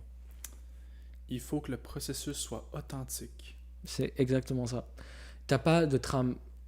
C'est triste, hein. Enfin c'est triste parce que ça serait bien si on pouvait juste tac tac tac, tu fais ça, tu répètes ça dans ta chambre devant ton film, tu regardes, hop, tu lis. Moi il y a une prof qui m'a dit un jour qui m'a dit un jour, tiens, tu regardes ce concept, tu analyses et tu sais, comme ça. Mais en fait, non. J'arrive, je regarde le concept. Bon, l'accusatif, c'est quand c'est après un verbe, d'accord, quand c'est un objet, enfin voilà. Mais je sais pas. Moi, quand je veux l'utiliser, j'ai pas compris. Ça veut dire quoi ça implique quoi quand je dis quoi? Et j'ai analysé consciemment. Je comprends ce que tu me dis, je comprends tous les mots. Mais ça correspond pas à une idée dans ma tête, ça correspond pas à des sensations, ça correspond pas à une envie de faire bouger ma langue et mes lèvres pour donner un sens à une phrase. Sur ce point, j'ai beaucoup en commun. Pour moi, disons, si on retourne à la grammaire, j'ai une relation intéressante avec la grammaire. Je suis pas nécessairement le plus gros fan, mais je veux l'apprendre tranquillement avec le temps. Est-ce que c'est à mon avantage d'apprendre la grammaire avant, en même temps ou après que le langage? En même temps. Tu peux faire ça en même temps. Il faut juste pas que ce soit ton activité principale. Okay. Il y a plein de choses que tu peux faire qui vont pas impacter mais ça va négativement. Supplémenter. Ben oui, je pense que ça peut un peu supplémenter. Et comme je t'ai dit tout à l'heure, ça va te donner une confiance en toi. Parce que intuitivement, tu vas... Après, c'est sûr que la grammaire, tu en as besoin un petit peu pour... parce que si tu n'utilises pas la grammaire, c'est sûr que la barrière d'entrée est plus haute pour commencer à parler. Ouais. Mais en fait, il faut juste que tu utilises la grammaire. Pas que tu dises, bah, tiens, je vais prendre un livre de grammaire. Il y en a quelques-uns pour l'ukrainien. Et je vais tout lire et je saurai tout sur la grammaire. Non, tu vas... connaître des faits peut-être, mais tu vas pas savoir utiliser la grammaire et parler correctement directement. La grammaire, tu vas te dire, ok, moi j'aimerais dire, il y a un mot que j'utilise souvent, un verbe que j'utilise souvent, c'est donner. Eh ben, donner, il y a des distinctions qui sont faites, c'est davate en ukrainien, ou date, ça dépend. Enfin, tu peux mettre plein de préfixes en ukrainien, mais on va dire davate. Et il y a plein de nuances avec davate. Par exemple, davate, ça va être un verbe que tu vas utiliser avec des objets indirects. Par exemple, je te donne, c'est un objet indirect en ukrainien. Il y a plein de trucs dont tu vas avoir besoin. Et ça, tu vas t'en rendre compte en cherchant les informations dont tu as besoin, donc tu auras eu besoin quand tu seras en train de parler.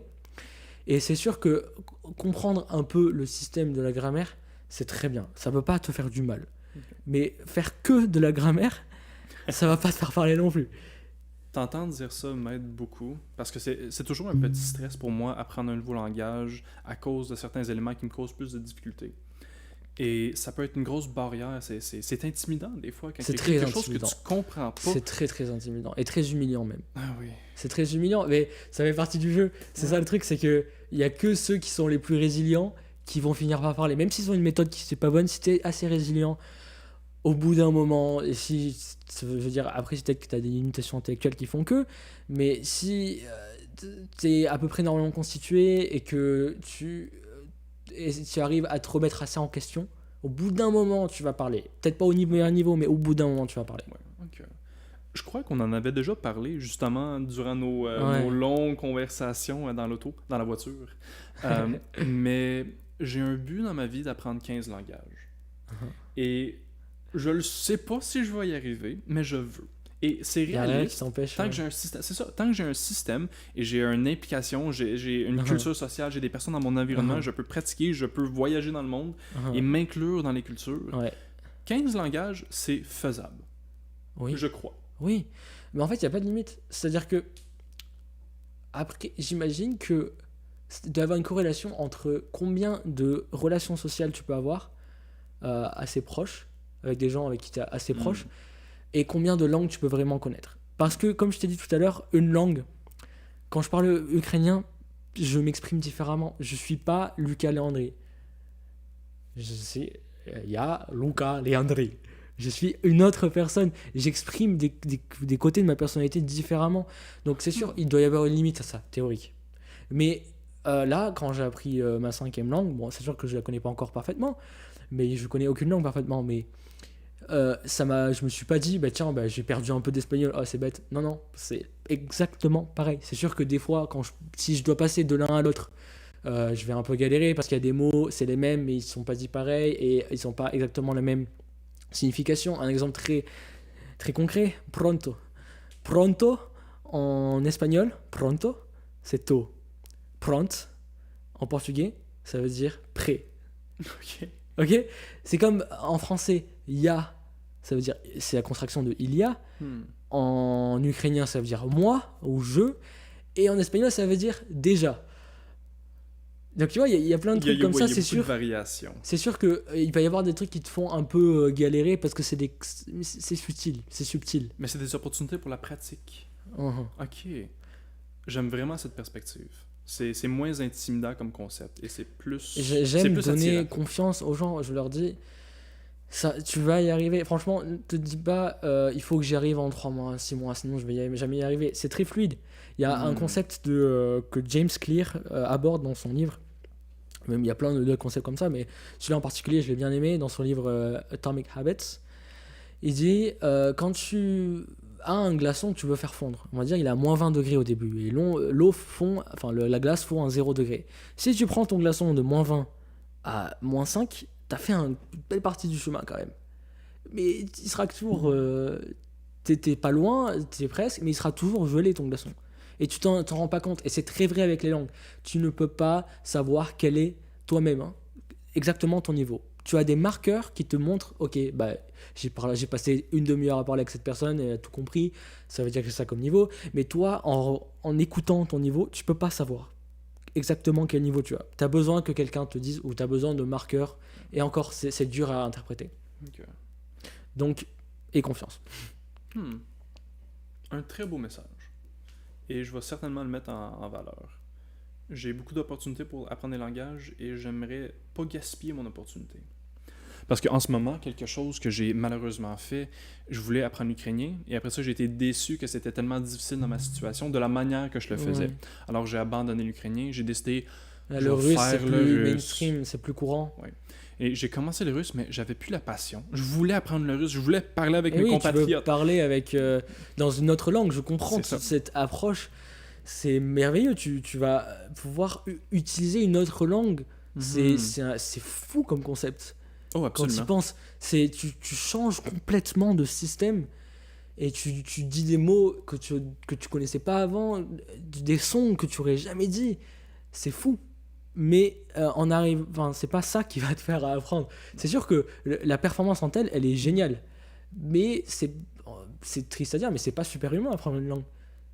Tout le monde, à peu près, je veux dire, il doit y avoir des exceptions, mais tout le monde peut y arriver. Tout le monde y a arrivé. Tous les gens qui parlent ont appris une langue. Au moins une fois. Voilà.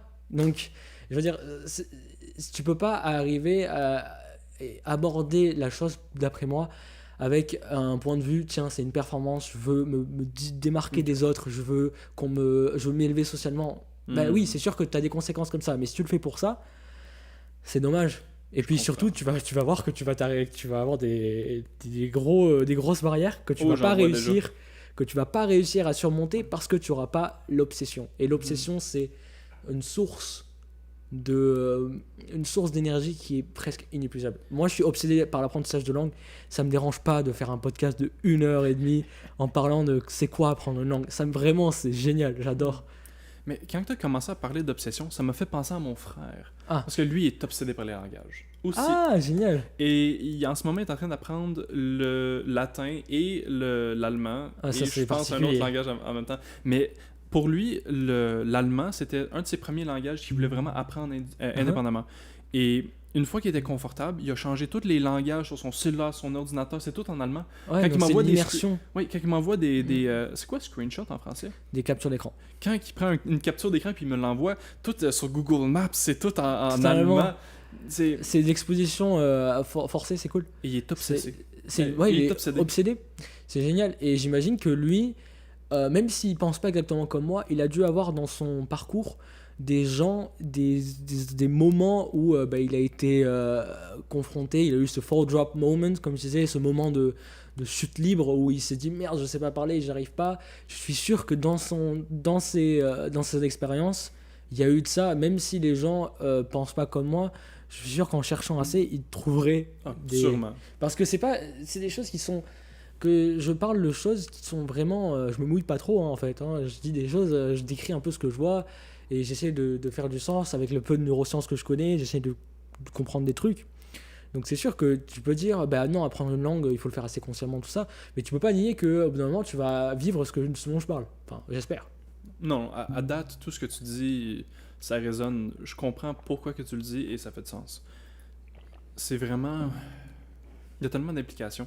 Parce que justement, si on retourne un peu à mon processus d'éducation personnelle, mon apprentissage, j'aime tout faire. Je veux tout faire. Je veux tout apprendre à un point raisonnable. Ouais. Je veux apprendre 15 langages. Je veux apprendre à voler dans un avion. Je veux apprendre des instruments, le piano, le violon, la guitare. Je veux apprendre. Je veux toujours apprendre. Génial. Mais je veux comprendre c'est quoi la manière la plus efficace. Parce que sinon, je vais perdre mon temps. Je veux pas gaspiller mon temps. Ouais. Ben, avec les langues... tu vas en gaspiller un peu du temps parce que c'est pas prédictible. Tu peux pas savoir, tiens, je vais aller voir mes amis aujourd'hui et tu peux pas savoir dans quel état d'esprit tu vas être. Tu vas pas savoir dans quel état d'esprit ils vont être. Tu peux pas savoir quel va être le sujet de conversation. Si ça se trouve, ça va être trop compliqué, tu vas être perdu et puis tu vas pas en tirer autant que si t'étais juste au bord de la compréhension où en fait, tu sais, ça te tire vers le haut, mais tu comprends pas tout quand même. Donc les gens ils t'aident un peu avec le langage corporel, tout ça, et en fait tu vas pas savoir quelle conversation ça va avoir le plus d'impact sur ton niveau. Mais ce qui est sûr, c'est que chaque conversation elle va porter sa pierre à l'édifice. Ça veut dire elle va avoir son impact sur le long terme, sur le produit général, la fin. Et je pense que c'est bien de dire je vais être efficace, donc ça va te permettre d'enlever tout ce qui est inefficace, comme par exemple Duolingo, tout ce qui est un peu les jeux autour des langues, tu peux en faire plus tard si jamais ça t'intéresse, mais pour moi c'est pas ça, et faut juste accepter que c'est un processus très archaïque. Mais tu vois, je vois ça de ta manière en fait, parce que quand moi je dis efficace, je veux pas dire je veux gaspiller aucune... J'ai compris ce que tu voulais dire maintenant. C'est vraiment comme je veux faire des erreurs, je veux être dans une situation mais alors c'est le plus efficace de ce point de vue, c'est le plus efficace parce que c'est là où tu auras l'exposition la plus réelle, parce que il y a quelqu'un qui s'appelle Steve Kaufman. Je devrais pas name drop, je sais que je devrais pas balancer des noms comme ça, mais c'est quelqu'un qui est très admirable. Il a 70 ans et quelques, lui il a prouvé qu'il n'y a pas d'âge pour apprendre une langue, parce qu'il a 70 ans et quelques, et en quelques années il a appris 20 langues. Lui son truc c'est dire c'est tout l'exposition et l'entrée que l'input en anglais, c'est pas l'entrée exactement en français, c'est tout l'exposition au langage que tu as. Mais il y a quand même une distinction importante qu'il ne fait pas. Il parle jamais de culture. Alors que lui, c'est sûr qu'il a une exposition à la culture. Je vais te dire pourquoi. J'ai vu sa vidéo dans laquelle il parle ukrainien. Il a fait une vidéo où il parle ukrainien, russe, toutes les langues slaves dans une même vidéo. Et je parlerai pas de sa performance parce que je veux pas critiquer, c'est génial. Il parle de langue déjà. Mais on a toutes des manières différentes. Ouais. Je veux savoir ta manière. Ouais, c'est quoi que toi t'aurais fait différent? Et lui, en fait, il dit voilà, c'est que l'exposition à la langue. Mais si tu fais que écouter des podcasts, non, il n'y a pas que ça. Il y a déjà, il faut que comme j'ai dit, tu satisfais ta curiosité, parce que c'est comme si tu étais en cours, si tu as envie de savoir pourquoi dans un cours de maths, pourquoi cette notion-là exactement, c'est frustrant si on te dit pas, tu vois. Donc tu as de la curiosité et c'est très sain, et c'est ça qui va permettre d'alimenter ton obsession. Et en fait, lui, ce qui me manque, je me sens un peu mal parce que c'est cool, c'est un beau message qu'il a eu aussi, mais lui, ce qui manque, c'est qu'il parle pas de la culture. Et comme j'ai dit, il a un aspect de la culture qu'il utilise, c'est certain, parce que c'est sur un détail très précis. Quand tu parles ukrainien, il y a une façon de dire ya. On dit pas ya en ukrainien. Il y a une façon, si j'arrive à le dire là maintenant, ce serait top. Mais en fait, c'est un peu genre ya. Ya. Ouais, c'est. Ya nesnaï. Ya. Tu vois un peu. Ya n'est pas nimayo. Paruski da. Paruski. Non, mais il y a une façon de dire ya. Et donc, lui, il l'avait. Donc, ça veut dire qu'il a eu de l'exposition. Qui a marqué sa façon de dire le ya, donc je déduis que quand même il a eu une exposition à la culture. Donc c'est sûr que pour lui ça marche aussi, le fait d'être exposé à la culture. Mais je pense que il veut faire au mieux possible. Et c'est sûr qu'il a appris 20 langues.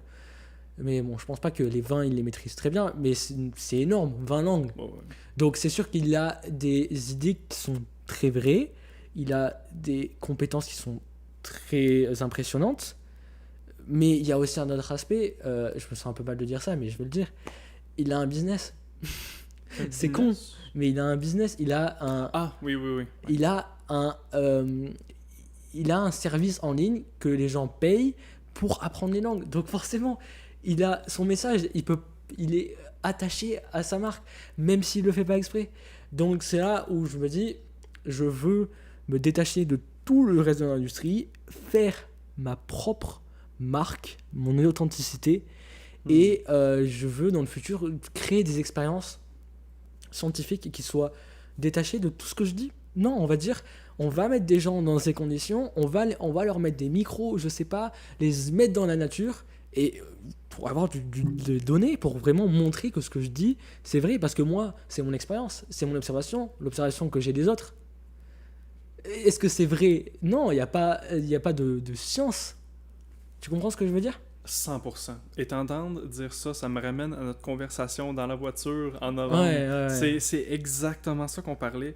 Justement, tu veux reconceptualiser la manière qu'on apprend les langages. Et j'ai toujours eu cette envie. Maintenant, c'est une autre façon je trouve ça de tellement... faire. Je trouve ça tellement incroyable comme idée. Et il y a une expression en anglais, Merci. standing on the shoulders of giants, être sur les épaules des géants. Oui, il a fait des travaux incroyables. Oui, il a appris 20 langages.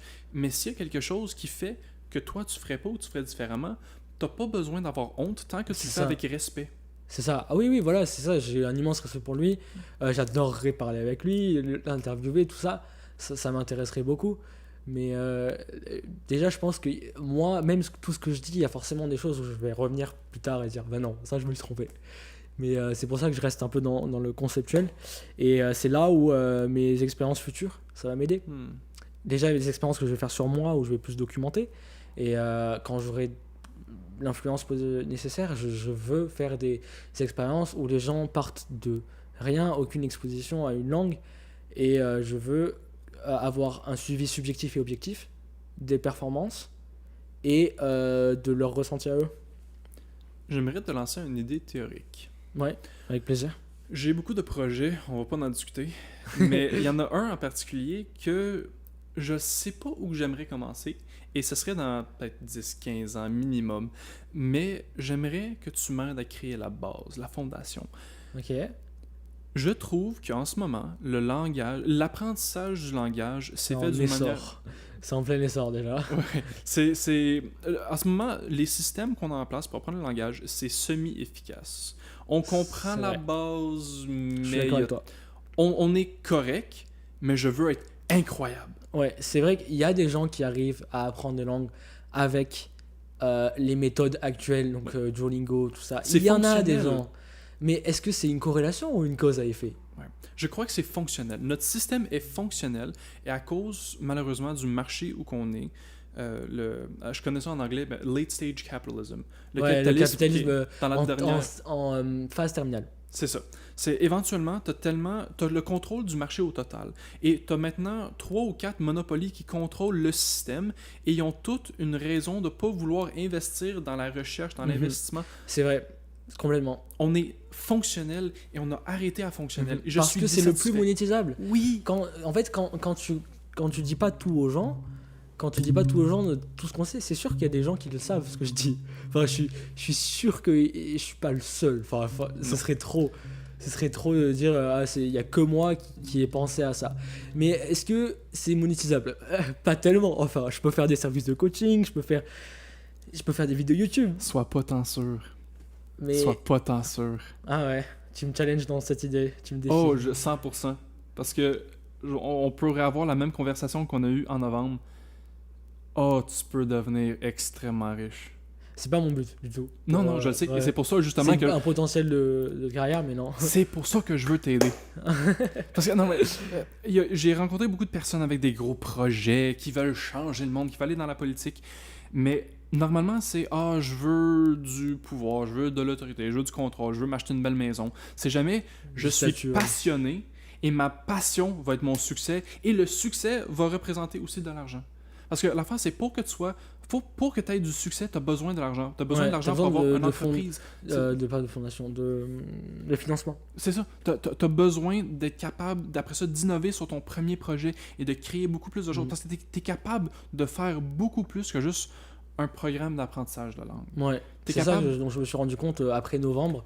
C'est ça. J'ai commencé à essayer de le vendre, mon programme. Et puis, en fait, non. Il n'y a pas de marché.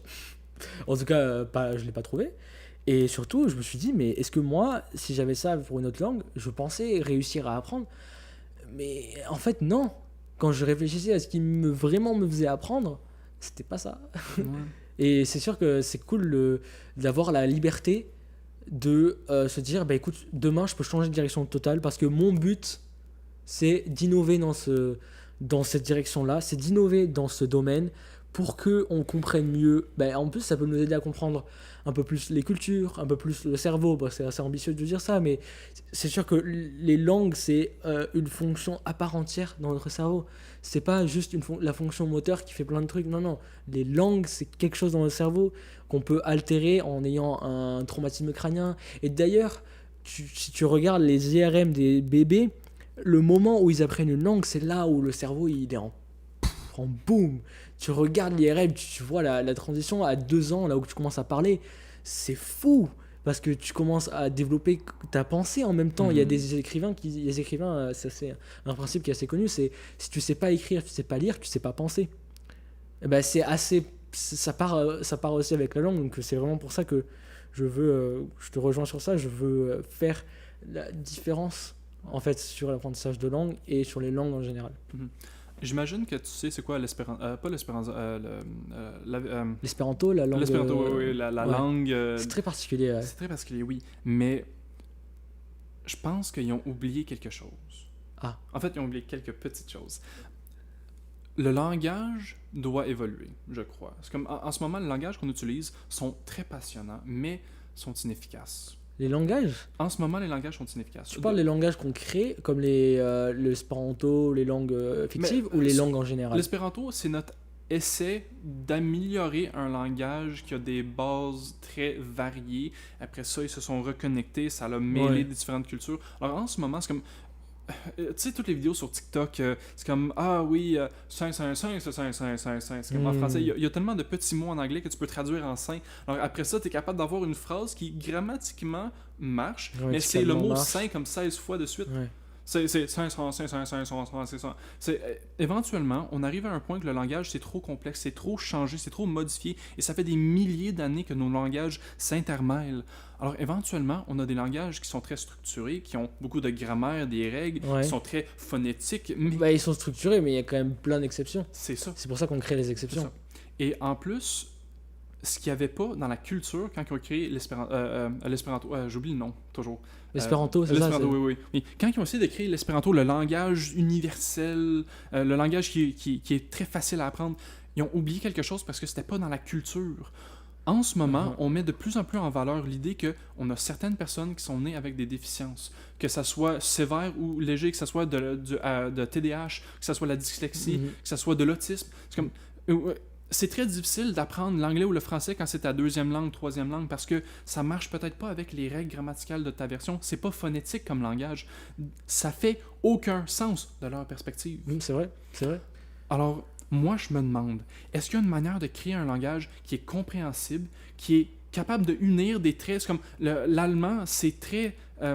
j'oublie, c'est quoi particulièrement? Mon frère m'en parlait, mais l'allemand contient les mots directs, c'est phonétique. Dans le sens où tu peux changer les mots et en faire des nouveaux avec d'autres. C'est ça. Les lettres sont des modulaires. C'est ça. Oui, c'est modulaire. Ouais. Bah, après, comment est-ce que la question, c'est comment est-ce que tu crées une culture? Après, c'est sûr, je pense que ça s'est fait naturellement à travers les années. Par exemple, un exemple con, le québécois, c'est une autre culture, mais à la base, ça vient des Français. C'est les Français qui se sont arrivés Et puis, quand tu évolues dans un autre environnement, l'environnement, par exemple, le fait qu'il fasse plus froid, ça vous a impacté votre culture. Oui. Des cultures où il fait plus froid, typiquement, les gens ont un espace personnel plus large. Par exemple, tu vas en Amérique du Sud, il fait un peu chaud, les gens vont parler très proche de toi. Voilà, c'est un exemple assez... Il y a aussi le fait que vous êtes très ponctuel et vous avez une conception du temps qui était très monochronique. Tu sais, tu peux être polychronique, comme par exemple l'Amérique latine, c'est un très bon exemple. La France, on est un peu plus polychronique, mais quand même monochronique. L'Allemagne, la Suisse et le Québec, c'est très monochronique, tu n'es pas en retard. Donc, comment est-ce que tu crées une culture, parce que la culture, c'est l'évolution de tous les gens qu'il y a eu avant toi qui ont apporté leur pierre à l'édifice et de l'environnement dans lequel tu évolues. Alors, toi, ce que tu veux innover, ta passion, c'est le langage. Moi, ce que je veux innover, ma passion, c'est l'espèce humaine. C'est large. C'est très intéressant. très large. C'est le plus intéressant de tous. Alors, mon projet, c'est de créer un système qui peut s'adapter à n'importe qui, dans n'importe quelle situation. Un plan général que tu peux adapter à tes besoins, à ta personne, à tes capacités, à ton temps, à tes limitations. Tu es capable de comprendre, tu fais une analyse de ta personne. Qui suis-je? Et tu C'est as quoi mes un compétences? système, mais qui permet de faire quoi? Alors, c'est ça, n'importe quoi que tu veux. Parce que moi, ce que je veux faire, c'est que je veux créer une manière d'analyser et de structurer tes compétences. Alors, ça te dit pas qui tu devrais être, ça te dit qui tu es. Et c'est toi qui fais l'analyse toi-même. Donc, c'est un système qui permet de collectionner des données sur un individu qui pourraient être utilisées pour les fins voulues. Oui. Alors, disons, dans mon système personnel, parce que je l'ai pas avec moi, mais je me suis créé un système, c'est très compliqué, mais je me suis créé un système pour l'évolution personnelle. Alors, moi, dans mon programme que je remplis à chaque jour, j'ai un programme d'exercice, j'ai un programme d'entraînement mental, j'ai des compétences que je crée je crée des circonstances dans ma vie pour arriver à certains résultats. Alors, une des choses que moi j'aimerais faire, c'est trouver une manière de créer un langage qui est très efficace. Et comme défi personnel, l'apprendre. Mais en même temps, j'aimerais créer un système qui est tellement bon que plusieurs personnes veulent l'utiliser. Et une partie du système, ça peut être apprendre ce langage. Une fois que tu connais le langage, tu as une communauté avec qui tu peux le partager. Et maintenant, ça crée une communauté de personnes avec qui tu peux partager le langage. Existe déjà. Il y a déjà une langue qui est très... Il y a déjà une langue qui est très très simple et qui a que 200 mots et avec lesquels tu peux dire à peu près tout. C'est le ça s'appelle a conlang en anglais. Comment ça se... Je vais chercher sur mon téléphone parce que je veux savoir. Pokikona ou un truc comme ça. Je sais plus. Et je vais te lire une description. Tokipona, c'est un langage artistique et philosophique qui a été créé et il est connu pour sa simplicité, la facilité de l'acquisition et son vocabulaire qui est très limité. Et ça a été créé par des nerds, par des gens, on dit des intellos en français, mais c'est un peu dégradant intello en français. Je préfère dire nerds, même en français. C'est dégradant. Un télo, ouais. Un télo, c'est un peu le premier de la classe qui se fait un peu harceler. C'est un peu triste. Non, il vaut mieux dire nerds ou alors les cérébraux à la limite. Okay. Tu vois parce qu'un intello, c'est utilisé pour ça. Okay. Mais ouais. Mais tu vois, c'est très... Ça a 200 mots à peu près. C'est été développé il y a moins de 20 ans. Mais c'est très intéressant, mais c'est pas nécessairement ça que je veux créer. Parce que c'est trop simple. Ouais. J'aimerais vraiment un langage fonctionnel, mais qui a des règles claires, consistantes, que c'est facile à apprendre, même si c'est pas ton premier ou deuxième ou troisième langage, que ce soit pas mêlant, mais aussi que quand que tu l'écris, c'est fait avec en considération les personnes qui ont des problèmes de dyslexie ou des problèmes... Je veux un langage qui est fonctionnel pour les êtres humains dans le 21e siècle. Il y a deux choses qui me viennent en tête, à l'esprit. C'est... Déjà, est-ce que c'est réalisable? Est-ce que ça existe quelque chose comme ça? Parce que, je veux dire, c'est vrai que ça change, ça éliminerait beaucoup de difficultés. Mais est-ce que ça aurait les conséquences que tu voudrais toi? Ou est-ce que ce serait, comme tu dis, le Tokipona, c'est un peu genre une gimmick? Et de deux, c'est est-ce qu'on peut pas faire ça avec une langue déjà? Est-ce qu'on peut pas... Il y a un terme qui est utilisé par rapport à l'anglais. On le sait, il y a des milliards de gens qui parlent à peu près anglais, qui parlent juste un peu anglais. Et le anglais qu'ils parlent, il est assez compréhensible. Tu me disais, l'Ukrainien avec qui tu étais dans la voiture, il parle anglais, mais c'était pas un anglais correct du tout, c'était compliqué pour lui, mais vous avez communiqué. Et en fait, ce terme, ça s'appelle le globish. Je sais pas si tu as entendu parler. Je pense pas. C'est un anglais qui est compressé au maximum, en fait, qui arrive aux bases. Et ouais, c'est pas que ça a été fait, c'est que naturellement ça arrive avec les langues. Après, les dyslexiques, la dyslexie, la dyspraxie, dysorthographie, tout ça, oui. Bah, pour ceux qui nous écoutent, c'est un peu comme en anglais, il existe dyslexia, c'est ça? Dyslexia. Dyslexia. Ouais. Ouais, donc c'est le même principe, mais ça sonne différemment en français. Donc, voilà, c'est ça que je dirais. Mais t'as raison, mais je veux prendre la partie que t'as raison et je veux en rajouter. Alors oui, on peut déjà le faire avec nos langages, mais c'est sûr justement, ce serait pas un langage indépendant nécessairement, ce serait un langage additif. C'est un joint entre les langages. Je vois. Alors c'est une base. Alors tu pourrais avoir, on va inventer un mot du blabla. On dirait que ça s'appelle le blabla, le langage blabla. Alors t'as du blabla anglais, t'as du blabla français, t'as du. Alors donc une compression. Ok. La connexion entre les deux. Alors disons que tu parles français, quelqu'un parle anglais, mais vous comprenez tous les deux les règles de blabla. Vous êtes capable de le lien des mots, avoir une compréhension très basique, être capable d'après ça augmenter. Ouais, bah, ça me fait penser un peu aux animaux. Enfin, les animaux, ils comprennent ce qu'ils veulent dire. Et puis même toi, si tu as l'expérience de parler avec quelqu'un qui n'a aucune langue en commun, bah, forcément, il y aura de l'information qui va passer. Ça passe par tes yeux, ça passe par des signes, tout ce que tu veux. Il y a l'information qui va passer. Donc toi, tu veux mettre des mots sur ça, mais ça me paraît très théorique et très compliqué à réaliser. Quand j'y pense comme ça. C'est incroyablement difficile.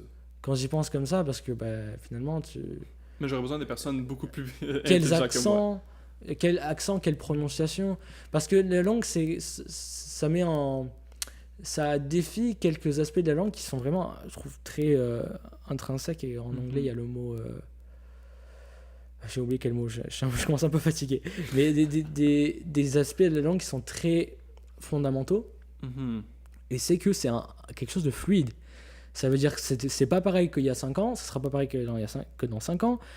Si toi tu viens de Québec, tu vas pas parler la même langue que moi qui viens de la Ciotat, mais au final c'est la même langue. Donc c'est très fluide et si tu veux, comme je dis, intellectualiser tout ça et créer quelque chose de toute pièce avec ta partie consciente, avec ton cerveau conscient, je pense que ça, d'après moi, ça soulève des complications qui sont un peu insurmontables. Après ça, c'est ma première impression.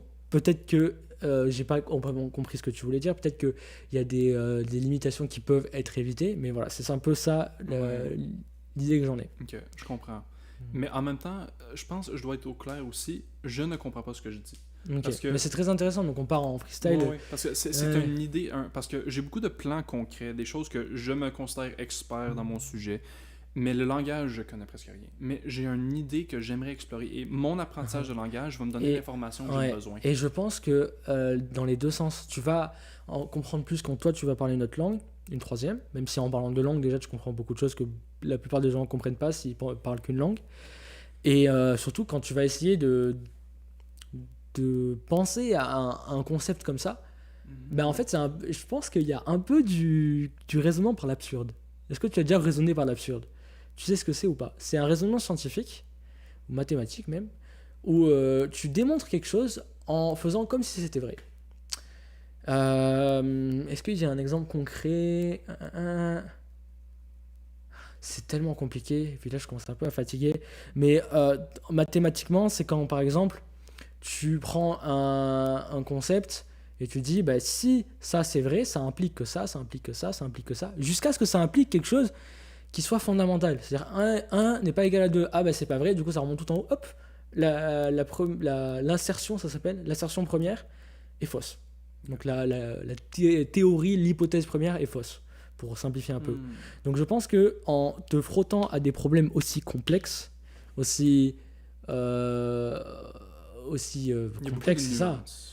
Tu vas comprendre plus comment les limitations et comment les langues sont arrivées ici, sont arrivées là. Ah, sûrement. Alors, mais c'est très intéressant que tu me défies un peu dans moi ce que je dis, parce que souvent je suis seul quand je pense à ces choses-là et j'ai besoin de rencontrer des gens qui me disent non, regarde, ça peut être ça aussi. Non, ce que tu dis, pour moi, c'est pas vrai. Et c'est très intéressant parce que ça, soit ce que je dis, en fait, je me suis trompé, c'est complètement faux, et tant mieux, je grandis. Soit ce que je dis, je suis convaincu, et pas persuadé, je suis convaincu avec des faits.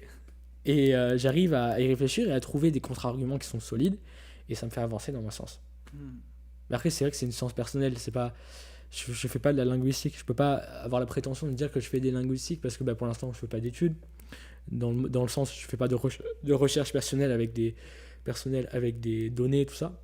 Mais voilà, c'est à peu près tout ce que j'ai fait à dire. Parfait.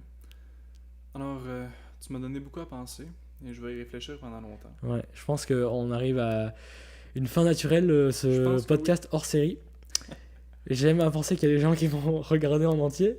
Ce sera sûrement des francophones par contre, parce que quand tu ne parles pas français, là on est parti dans des...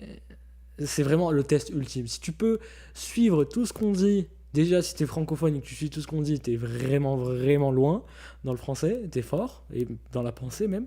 Mais si tu es une personne qui n'est pas née en parlant français, chapeau, franchement on t'applaudit. Ouais. Si t'es arrivé là, c'est magnifique.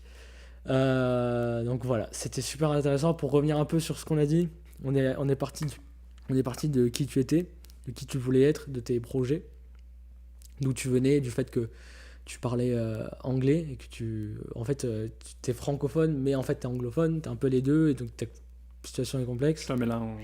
Ouais, il y a eu quelque chose après, puis tu nous as parlé de ta théorie avec la théorie du 10, de la complexité infinie des choses et un peu de la singularité du temps, on peut pas appeler ça comme ça. Ouais. Et après, moi j'ai parlé de ma théorie sur les environnements simulés. Donc ça, c'est la première fois que j'en parle en public sur ma chaîne. Donc et je vais y penser beaucoup. Ouais, voilà. Juste parce que moi, ça m'aide. Je fais ça pour vous, les auditeurs, mais surtout pour moi, pour que après je puisse vraiment imprimer un peu tout ce qu'on a dit. Ouais. Après, on est parti sur l'apprentissage de langue pendant 1h30. On a commencé à 40 minutes et puis il est 1h52 là. C'est pas ouais, c'était vraiment très intéressant. J'ai pu exprimer un peu toutes mes pensées que je me garde pour moi-même souvent.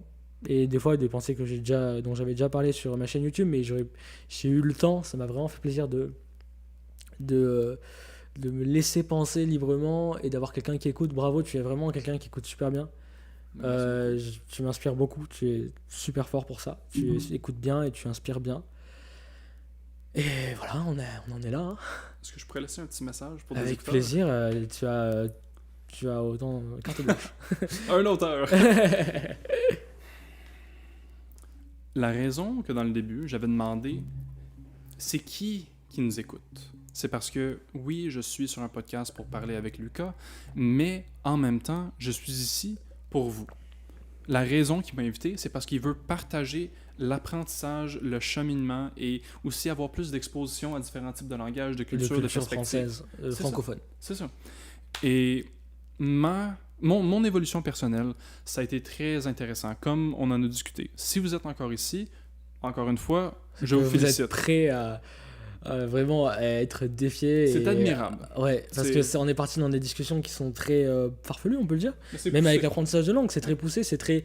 c'est un peu contre-intuitif des fois. Et donc vraiment, si vous avez l'ouverture d'esprit de ne pas avoir kiki en disant « Ah, c'est n'importe quoi, enfin, les experts ils disent pas ça...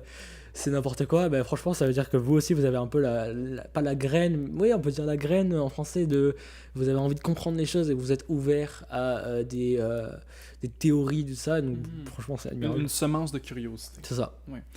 Alors vraiment je veux vous commander pour le fait que si vous êtes encore en train d'écouter ou si c'est votre deuxième écoute parce que vous l'avez brisé en section vu que c'est très long. Ouais, c'est très long, j'imagine qu'ils font ça. Moi, personnellement, cette expérience m'a redonné confiance pour apprendre l'ukrainien.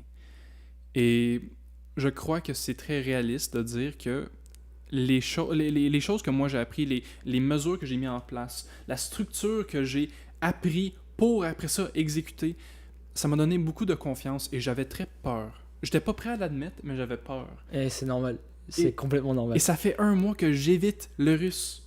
J'ai un petit journal, je faisais des cours, j'ai fait quelques leçons, j'ai arrêté, j'évite. Ça fait 1 mois que j'évite le russe parce que il y avait quelque chose qui marchait pas.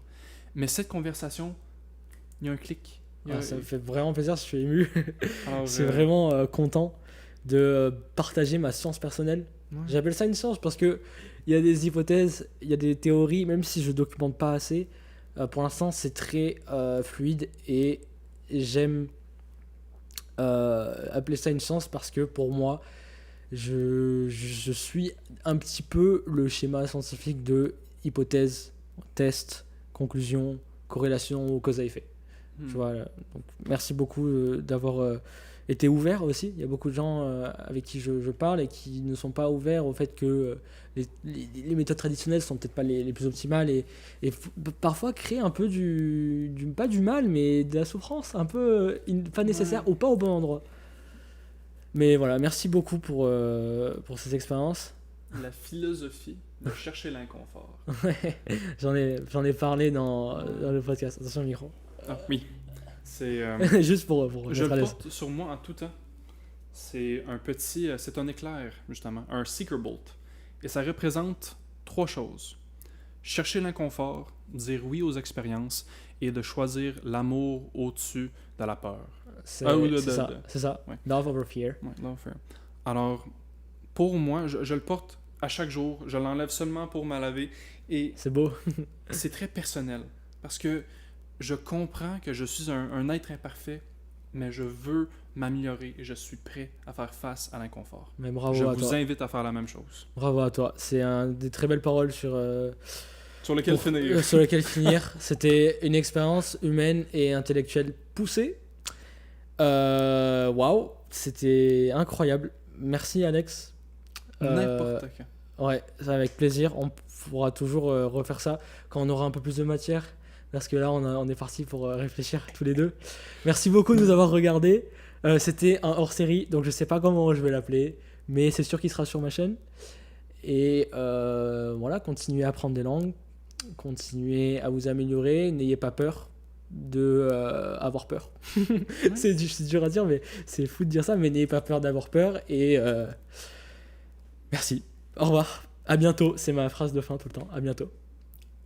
Faut que tu parles. Du coup, tu peux leur dire pour terminer. J'aime bien, c'est ma tradition avec les invités. À bientôt. Mon à bientôt. Ouais, c'est ça. À bientôt. Mais à bientôt.